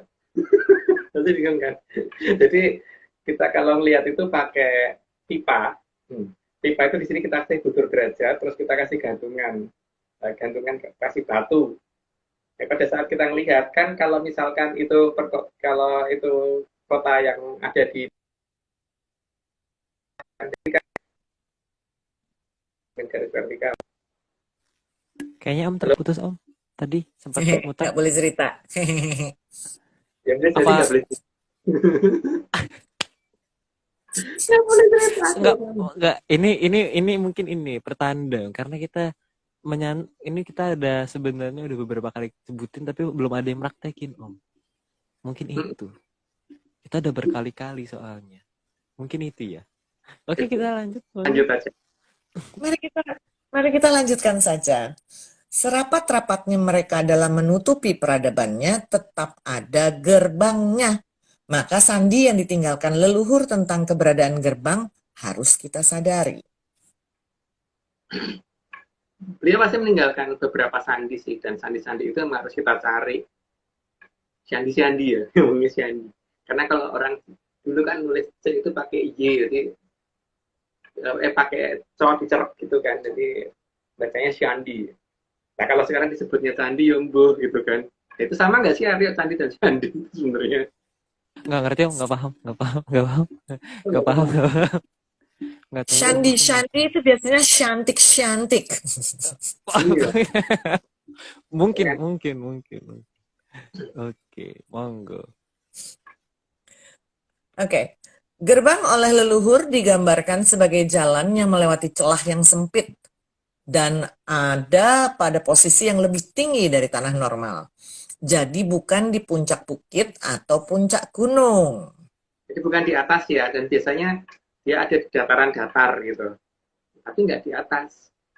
Justru beberapa step dari bawah gitu, malahan bukan beberapa step dari atas. Tapi beberapa step dari bawah. Itu letaknya gimana? Nah itu nggak tahu. Lanjut, Mbak. Gapura juga menunjukkan ada tempat yang berbeda di seberang sana. Ada tempat yang lain, ada tempat yang berbeda di sebelah sana. Nah, masalahnya kalau waktu kita menggunakan gapura yang nyata kelihatannya ada itu bisa apa enggak? Kalau enggak ya berarti kita masuk gapura dan keluar di tempat yang sama. Lanjut, Mbak. Jika berhasil memasuki gerbang, digambarkan akan memasuki daerah yang remang-remang dulu sebelum menemukan peradaban yang besar. Suram-suram ya, jadi makanya kan di Solo pedalangan itu ada yang nggak perlu dijelasin. Lanjut aja, Mbak. Maka seperti apapun model gapuranya akan selalu menunjukkan setelah masuk akan berada di tempat yang lebih tinggi. Jadi model apapun, pokoknya gapuranya di atasnya, bukan di bawah, tapi juga bukan atas banget. Ya, Mbak. Maka kita harus mulai peka dengan apa saja sandi yang ditinggalkan leluhur agar tahu keberadaan gerbang dan agar kita tahu cara masuknya. Sandi. Ya, mungkin sandi itu bagaimana bacanya ya. Jadi karena ya kalau sandi dianggap sebagai yang lain ya nggak apa-apa, tapi kalau bagi kita sandi ya tetap itu harus dicari artinya apa, bukan filsafatnya ya. Kalau kita melihat filsafatnya habis malah nggak akan ketemu, karena filsafat itu menjauhkan dari peradaban yang sebenarnya. Makanya kalau misalkan seperti mantra dan sebagainya itu kita filsafatkan, bubar, pasti nggak akan ada gunanya lagi. Lanjut, Pak. Karena setelah masuk ke peradaban tersebut, kita akan tahu di mana atas yang sebenarnya. Maka bagi yang merasa tahu akan peradaban besar itu, tapi belum bisa menunjukkan atas yang sebenarnya, berarti cuma tahu teori saja dan dapat dipastikan belum pernah melihat, apalagi masuk. Karena mereka itu rata-rata punya sabda jati ya, jadi kalau mengucap sekali tidak boleh ditarik balik itu. Jadi kalau mereka menuju ke arah atas, maka arah atas itu akan tetap di atas. Jadi bukan kalau jam 1 siang di atas dan jam 1 malam jadi di bawah, itu enggak. Kalau masih seperti itu, berarti dia nggak tahu atas. Kalau dia menunjukkan atas itu benar atas ya di mana, yaitu atas, depan ya di situ depan, belakang itu belakang gitu. Jadi bukan depan yang nanti jadi belakang, atau yang belakang yang jadi depan, utara yang jadi selatan, atau gimana, itu enggak. Dan atas tetap atas. Itu dia pasti pernah itu masuk ke tempat seperti itu, cuman masalahnya kan ya kita dikasih tahu ya kalau ada yang bisa mengerti itu gitu. Lanjut, Pak. Sehingga juga harus kenal siapa saja yang ada dan menjaga gerbang. Juga bagaimana tata cara bicara dan bahasa apa yang digunakan oleh penjaga. Jadi jangan pakai bahasa semau kita. Kalau kita datang ke luar negeri aja, kita juga harus menggunakan bahasanya orang sana kan, bukan bahasanya orang sini, bukan bahasa kita. Ya makanya kita kalau mau memasuki suatu wilayah lain ya kita harus mengerti bahasanya dulu. Jadi ya bukan hanya asal kemudian kita ngomong apa-apa pakai bahasa yang saat ini ada, itu tidak akan bisa diizinkan masuk ke sana, karena komunikasi itu perlu bahasa yang sama-sama dipahami. Ya, Atau mungkin bahasa internasionalnya di sana, Om. iya, bahasa internasional sana lah paling tidak, minimal itu. Oke, lanjut. Juga harus paham siapa mereka itu dan mana yang akan menjebak agar kita berbelok dari gerbang. Sehingga memang harus benar-benar paham agar tidak tergiring ke tempat yang salah. Apalagi kalau ada orang banyak yang mengikuti kita, maka kasihan mereka yang ikut, karena juga akan terjebak ke dalam tempat yang salah. Sehingga hanya akan ada cerita astral yang dibumbui halu, juga kata-kata indah dan bijaksana. Padahal bijaksana itu benar-benar tidak penting. Ya, seperti itu ya. Jadi makanya kalau karena kita tidak tahu, kita tidak memberitahu. Gitu kan. Jadi gerbangnya di mana kita tidak memberitahu karena kita tidak tahu. Jadi karena kita juga tidak mau menjebak orang supaya ke arah yang sesuai yang kita mau. Karena memang kita bukan tukang tahu ya, Rio ya. Betul. Betul. Bener sih. Bener, bukan nggak tahu. Bener. Itu beneran. Oke, lanjut. Oke, lanjut. Kita lanjut. Karena kita juga harus sadar dan benar-benar paham. Gerbang tidak berada di sembarang tempat. Makanya tidak ada ceritanya kalau kemudian wah itu kalau leluhur datang kita suan rawuh di sini pasti mau, ya belum tentu, karena namanya mereka punya peradabannya lebih tinggi kan, mereka diundang dengan cara seperti itu ya belum tentu mau datang. Kalau mau datang yang butuh siapa, ya itu yang mendatangi kan, harusnya gitu. Yang butuh yang mendatangi, bukan mereka yang disuruh datang gitu. Ini udah 90, tapi tadi disclaimer-nya udah tadi. Terus mau disclaimer lagi atau apa? Disclaimer lagi, Om, karena kita masih punya banyak stok. Oke. Ini iya betul. Ini kemarin karena aku rindu Mbak Vicky, sudah lama tak bersua. Semua ini hanya dongeng. Kalau nggak percaya ya nggak apa-apa. Kalau mau percaya ya ojo percaya.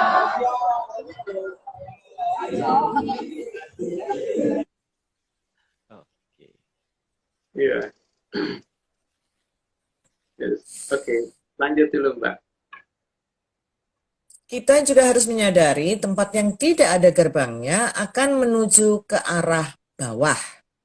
Dan arah bawah adalah arah yang paling kita kenal karena kita kehilangan orientasi arah selain bawah. Karena orang seluruh dunia itu kalau menuju arah bawah semuanya kan menuju ke titik yang sama kok. Dari tempat manapun gitu. Tapi kalau atas enggak. Semuanya beda. Nah itu kenapa begitu gitu loh. Kenapa orientasi yang benar kok tinggal arah bawah gitu. Itu harusnya mulai kita pertanyakan ya. Apa yang salah dengan kita sehingga kita kok hanya mengenal arah bawah. Yang semua orang menunjukkan ke arah yang sama. Oke lanjut Mbak. Jadi kalau mau naik ke peradaban besar, jangan malah turun jalannya.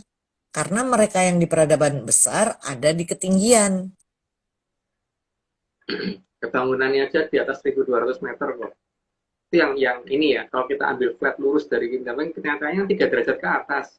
Jadi pasti di atas 1.200 meter itu belum ditambah dengan kelengkungan bumi ya. Ditambah dengan kelengkungan bumi di atas 1.200 meter banget gitu. Apalagi yang di selatan, waktu itu kelihatan 6 derajat kan ya Aryo, dari pantai. Iya, kalau yang di selatan, hmm, tiba-tiba aku ingat, itu di atas 6 derajat. Iya. Sekarang aku lupa lagi. Sekarang aku lupa lagi. Apa tadi ya ngomong apa? Oke, monggo.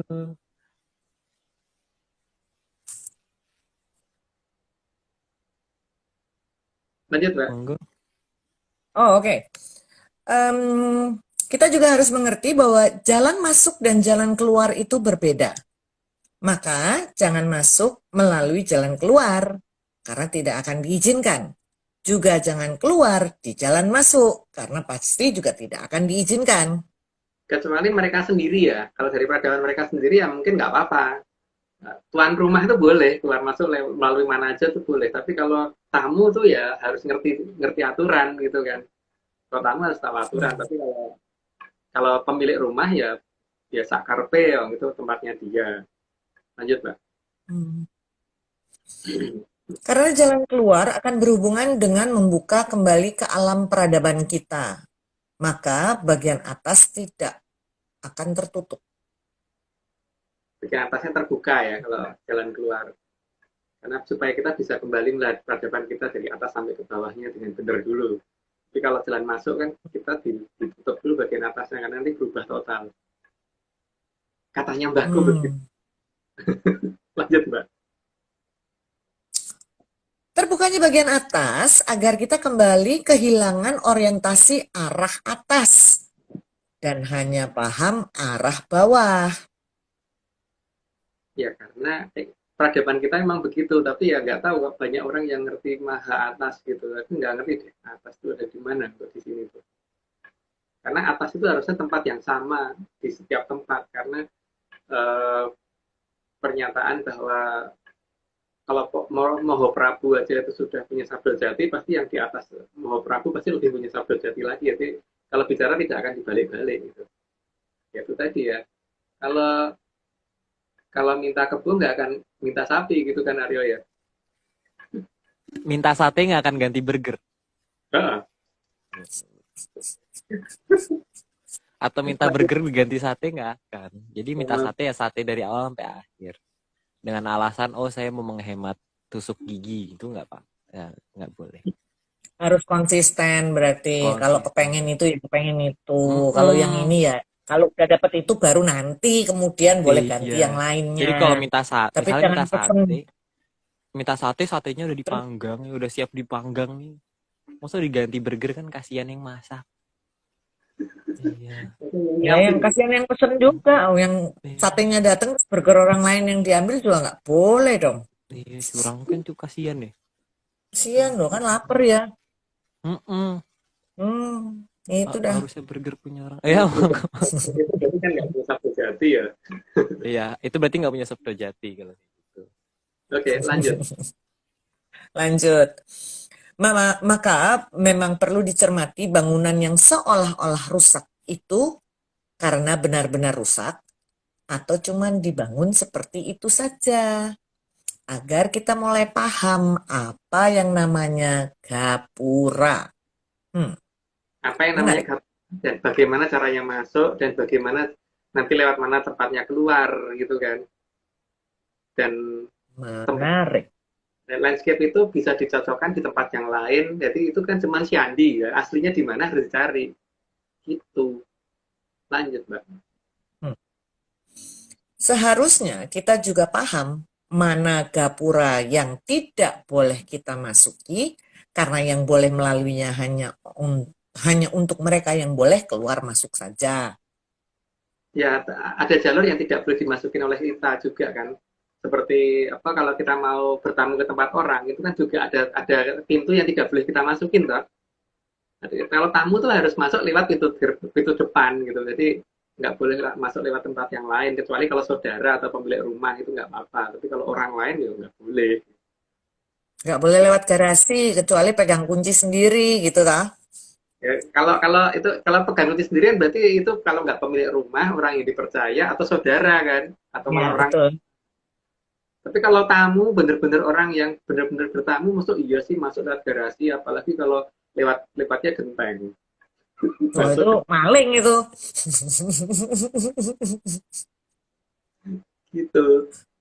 Oke, lanjut Mbak. Kita juga harus sangat paham bahwa dari nama suatu gerbang, maka kita tahu di situ kita bisa minta izin untuk masuk atau tidak. Jadi, jangan memohon masuk di tempat yang bukan untuk jalan kita masuk. Pertama kita harus tahu jalan masuk umum sama jalan masuk yang khusus untuk mereka. Terus itu selain itu harus tahu juga itu jalan keluar atau jalan masuk gitu kan. Ya seperti lift aja ada lift barang, ada lift orang gitu kan. Termasuk ya kendaraan umum aja juga gitu kan. Ada ambulans yang untuk orang sakit, ada ambulans yang untuk orang yang sudah nggak ada bis kota yang untuk orang yang masih hidup gitu loh. Ada MRT, ada LRT dan sebagainya yang untuk orang yang masih hidup. Jangan maksud ya kita ada ambulan kita cegat kita mau nebeng kan nggak bisa dong. Oke, lanjut. Atau kita mau bawa orang mati naik MRT, lah piye? Itu nggak bisa, itu nggak boleh makanya. Nggak boleh itu. Ya, kita harus ngerti peradaban itu bagaimana gitu kan. Ngerti tata cara, tata kesopanan, sopan santun dan sebagainya harus tahu. Oke, lanjut Pak. Sehingga memang pemahaman itu perlu dimiliki sebelum kita menentukan mau mengajukan permohonan untuk masuk ke peradaban mereka melalui jalan yang mana. Jadi tidak semua gerbang untuk masuk, juga tidak semua gerbang untuk keluar. Juga ada gerbang yang benar-benar tidak untuk kita lewati. Bahkan kalau kita keluar negeri aja itu kan kita harus ngurus visa dulu kan. Pada saat ngurus visa, kecuali kalau negara ASEAN ya, tapi tetap aja visa on location kan istilahnya. Tetap dicetok gitu kan di paspor. Itu kan kita harus ngerti. Kalau kita mau masuk negara orang ya kita ada gerbang masuknya juga. Ya masuk ya kita dari tempat yang bukan itu kan itu juga nggak boleh, itu namanya ilegal kan. Kalau ilegal itu resiko. Karena itu berarti melanggar aturan. Maka dan kartu pengenal itu harus dipunyai juga kan, tidak asal masuk dan tidak langsung asal keluar gitu tanpa kartu pengenal juga nggak bisa. Dan tanda pengenal itu harus dimengerti dulu yang diinginkan oleh mereka apa. Oke, lanjut Mbak. Petunjuk keberadaan gerbang sebenarnya sudah ditunjukkan dalam cerita wayang kulit. Beberapa simbol di bangunan-bangunan candi dan pada pola ukiran. Nah, sayangnya aku nggak tahu. Jadi kalau misalkan ada yang tahu, kita diberitahu ya. Karena kita nggak tahu. Seperti sastra ulan tadi kita benar-benar tidak tahu. Jadi kalau ada yang ngerti sastra ulan, kita diberitahu di mana ya. Lanjut, Mbak. Sangat terlihat pola yang sangat menonjol yang digambarkan oleh tempat yang seharusnya dekat gerbang yang terakhir ditutup. Maka masyarakat akan mengabadikan dalam bentuk pintu yang sangat indah, lengkap dengan lambang buah Sang Mahajaya yang ada di atas gerbang. Itu jadi gerbang itu kan ada banyak. Jadi bukan hanya di daerah pusat ibu kota ya, karena setiap kadipaten kan juga punya gerbang. Setiap kota, setiap kabupaten, setiap kapanewon itu semuanya ada gerbangnya masing-masing.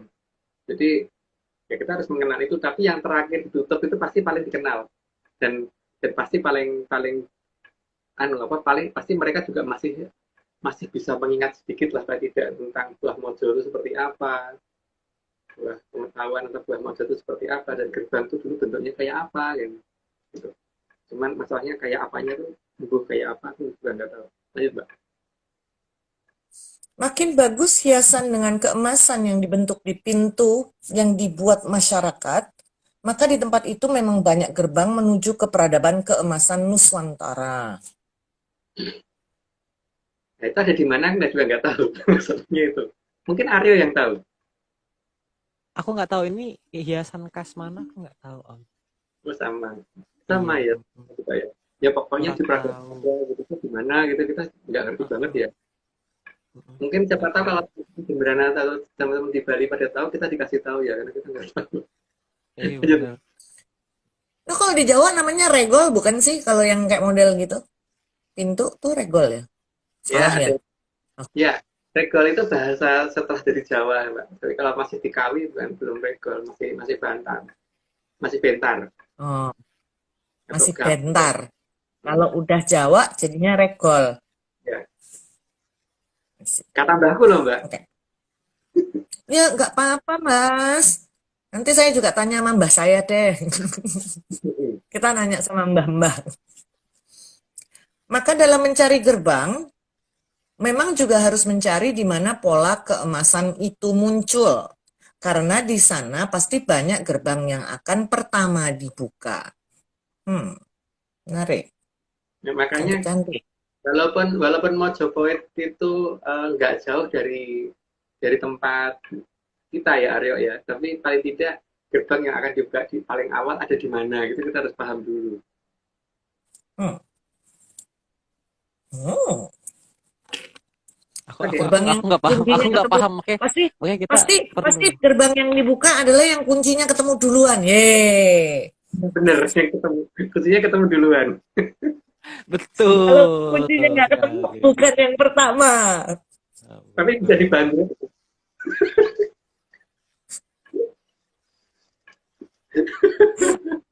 Lanjut. Karena gerbang ke Parahyang adalah gerbang ke kadewatan.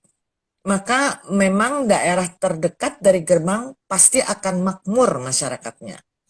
Dan nama wilayahnya akan jauh lebih dikenal dunia daripada nama negaranya. Gimana tuh ya? Ya pulang, Mbak. Karena itu akan tempatnya kembalinya kejayaan Nusantara. Artinya apa sih ya? Aku lupa. Jadi kalau misalnya saya dari Indonesia, oh Indonesia tuh di mana ya? Oh ini saya, kamu tahu pulau yang gini-gini nggak? Oh ya saya tahu. Oh kamu dari situ, oke gitu kan? Itu pulau mana ya? Pulau mana ya, Mbak? Nggak tuh. Pulau Gadung, Pulau Gadung. Banyak stand bisnya.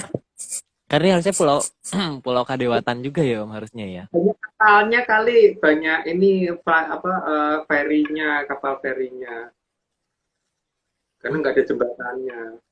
Iya benar. Benar. Ya. Tapi dari Pulau Gadung bisa juga lo menuju ke sana. Ya nggak salah sih, nggak salah sebenarnya nggak salah sebenarnya. Naik bus. Sananya naik bus. Nggak salah, beneran nggak salah. Oke, lanjut Mbak. Aduh, oke. Pambukaning kang tratak rambatipun gedhong kencana gumantung pangalihipun kang langgeng sarinipun tribuana kang pun reksa trigilang kencana. Ya, itu aku nggak ngerti artinya, jadi nggak perlu diartiin gitu ya. Tuh, jadi hari ini kita sudah selesai dan kebingungan kita tentang sastra wulan juga sudah kita bicara. Makin pol. Jadi mungkin karena ini semakin Lanjutin. akhir tuh semakin rame Om. Jangan dilanjutin mungkin ya. Karena mungkin mereka mau istirahat. Oh, kasihan ya. Iya Dengerin betul. Iya betul. Gimana Om? Kenapa Om? Iya, nanti kalau mereka dengar cerita sastra wulan kan makin mereka bingung, Iya. apa namanya, kan nggak ada tempatnya, Mm-mm. nggak ada Iya, tempat, iya. namanya juga nggak ada, Nggak ada. gitu kan. Makanya mending kita lanjut minggu depan untuk Iya, teka-teki. kita lanjut minggu depan. Jadi Jadi sebenarnya jadi kita tuh dari tadi ngobrol-ngobrol tuh segala sesuatu yang tak ada. aku udah lupa ya, Mbak. Aku lupa. Tadi kita ngobrolin apa sih? Iya. Aku tadi baca apa sih? Kok aku lupa? Hilang blank. Amnesia. Apa ya? Ya itu. Ada yang suruh bahas rudal Kita bola. lalu berjamaah. Baca bahasa apa, Om? Aku nggak denger tadi. Agak. Oh iya, ada bahasa asing yang saya pergunakan tadi. Oke, Agak susah Om. itu melengkap. Itu karena emang udah kebiasaan dari ya gimana dong ya, saya kan hidup di metropolitan ya. Jadi agak sulit lah. Arya, itu kan dulu kita pernah menceritakan tentang besok ketika ada ukara ino bakal ono perang sajroning kurungan, itu kan sudah mulai terjadi. Dan nanti perang sajroning kurungan ini akan jadi wiwitan sebetulnya jamur dipo. Nah, harusnya hitungannya udah makin mendekat gitu kan. Tapi nggak perlu khawatir. Jadi kalau ada rudal kena di Polandia, itu sudah monggo dilihat di cerita yang lama di kita mungkin 93 atau apa ya, lupa di 90 berapa gitu. Iya, itu pernah diceritain. Dan kita bilang bahwa ini nggak akan menang ini apa. Nanti kalau Surabaya Negari meh gadok mereka Surabaya ini apa? Ini kan sudah meh gadok. Makin ke timur kan sekarang meh gadok tempat berbahayanya atau Surabaya udah meh gadok. Ya bakal jamur tiba sudah makin dekat gitu kan, tapi ya kita tidak nakut-nakuti, jadi kita tidak membahas gitu. Tapi pernah kita ceritakan, monggo dilihat dan bagaimana pengamanan pada saat jamur tiba keluar nanti, karena pesan-pesan dari beberapa Mahaprabu sudah ada, termasuk Mahaprabu Kelapa Gading, Mahaprabu Kandiawan, Mahaprabu Gunung dan sebagainya sudah ada semua kan, yang memang tidak semua kita jelaskan, tapi paling tidak sudah ada yang kita jelaskan gitu kan. Kalau kita mungkin akan memilih mengungsi masuk Gapuro. Kalau ngerti Gapuro di mana dan dadah gitu kan. Oke, kita terima kasih Om Parade, terima kasih hari ini ya. Kita akhiri dengan Parade, terima kasih. Nomor total dulu. Oh iya, disclaimer total. Aku habis itu lupa biasanya. Mana? Ini semua cuma dongeng. Kalau tidak percaya, tidak apa-apa. Ini semua cuma dongeng. Kalau tidak percaya, tidak apa-apa. Tapi kalau mau percaya, ya jangan.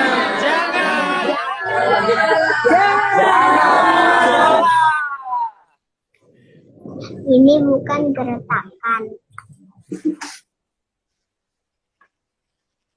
Oke, disclaimer total Aryo. Oh ya, disclaimer total. Aku lupa. Ini yang. Oke, semuanya tim Atlantis Research Center atau tim ARC tidak pernah menjual jasa untuk berkomunikasi ataupun bertemu dengan para leluhur dalam bentuk ritual apapun. Waspada terhadap oknum yang mengatasnamakan tim ARC. Ritual resmi hanya dilakukan oleh Mas Agung Bimo, Mbak Vicky Ananda, dan saya sendiri. Untuk informasi resmi silakan hubungi via DM IG @VickyAnandaReal karena beliau sudah siap 25 jam sehari, 8 hari dalam seminggu, 5 minggu dalam sebulan, 13 bulan dalam setahun. Gitu. Oke, jadi beliau akan siap. Tapi mungkin dijawabnya akan 1 jaman sekali. 1 jaman kolo ya. 1 jaman kali, Om. Jadi kurang lebih 7 jaman kolo ya guys. Jadi gue dibalasnya itu. Iya, sekian lama. Jadi mungkin baru zaman Kolo Suroto nanti dibalas. Oke. Kalau gitu kita terima ada kata-kata, mungkin ada kata-kata penutup dari Mbak Sari? Jangan dipercaya lah obrolan kita malam ini. Tapi kalau mau dengerin terus boleh gitu. Mendengarkan dengan ini apa namanya derita sendiri ya, karena kita juga bingung Nah, cerita tentang apa. kan itu pilihan. Tapi jangan percaya. Gimana? Oh, dari Mas Agung? Ya, itu tadi ya, bahwa kita pernah bercerita tentang keberadaan cerita Ukoroino tadi, dan memang sudah ada pernyataan luhur bahwa besok akan ada jamur tipe yang keluar dari tanah Murub gitu kan. Dan sekarang yang memberi nama Murub itu siapa? Ya mereka sendiri kan.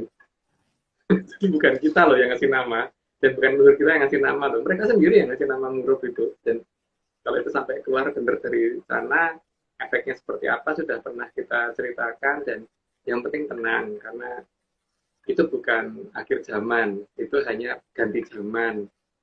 Dan semoga kita bisa lolos ke zaman berikutnya. Dan itu bukan sesuatu hal yang menakutkan, itu hanya pembersihan yang akan dilakukan oleh Gelora Sabdo Palon gitu kan. Dan memang sudah dekat. Ya, semoga masih bisa sampai 137 ya, walaupun kita sudah siap dapat 200.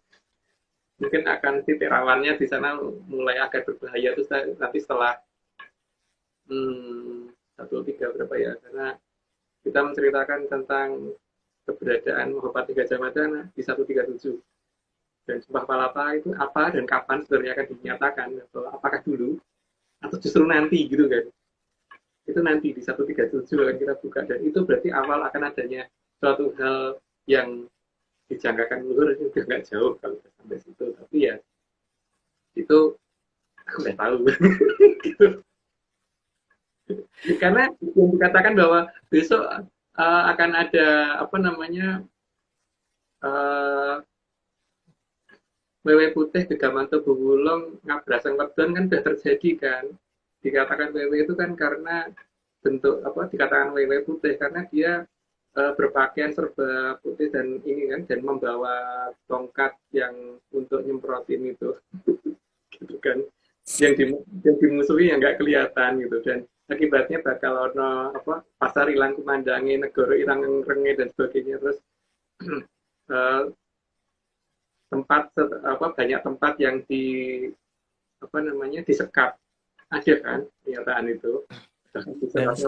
Pun ada loh. Dan ini kalungnya Jawa sebentar lagi kayaknya akan diselesaikan kalungnya. Kalau patokan dari Selat Jayabaya kan sudah jelas bahwa besok rikala tanah Jawa wis kalungan wesi. Kalung itu bukan dari kepala bukan dari atas sampai bawah ya, cuma di sekitar leher. Jadi kalau rel kereta api itu dari Jakarta sampai Surabaya muter jalur selatan dan utara, itu bukan kalungan wesi, itu sarungan wesi kali ya. Oke. Kalungan wesi itu ya hanya sebatas leher, dan ini kan akan selesai kalungan wesi ini.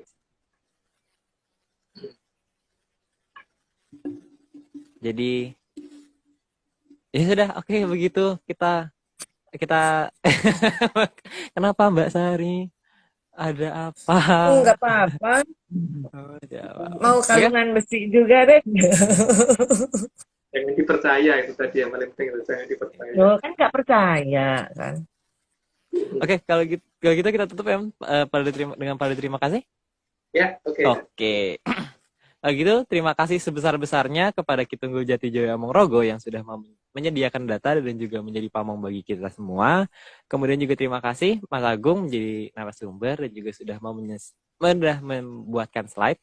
Kemudian juga Mbak Sari, terima kasih malam hari ini sudah menyumbangkan suaranya. Dan setengah lupanya tadi selama di live. Kemudian juga Mas Nogo tentunya sudah mau merapikan slide. Kemudian Bang John, hari ini gambarnya luar biasa, terima kasih. Kemudian juga tentunya Mbak Vicky, Mbak Ade, Om Iwan, Haskell, dan segelintir tim ARC lainnya. Dan terakhir, terima kasih Bos Besar Pak Marius Gumono yang sudah mau memprakarsai Atlantis Series hingga hari ini. Oke, gitu Om, sudah? Kita sudahi ya? Kalau gitu kita sampai jumpa di pertemuan 132 minggu depan, hari yang sama, jam yang sama, kita tidak akan bosan. Jadi selamat malam, salam sehat, dan tentunya salam menyan. Salam menyan, rahayu sedoyo. Makasih semua.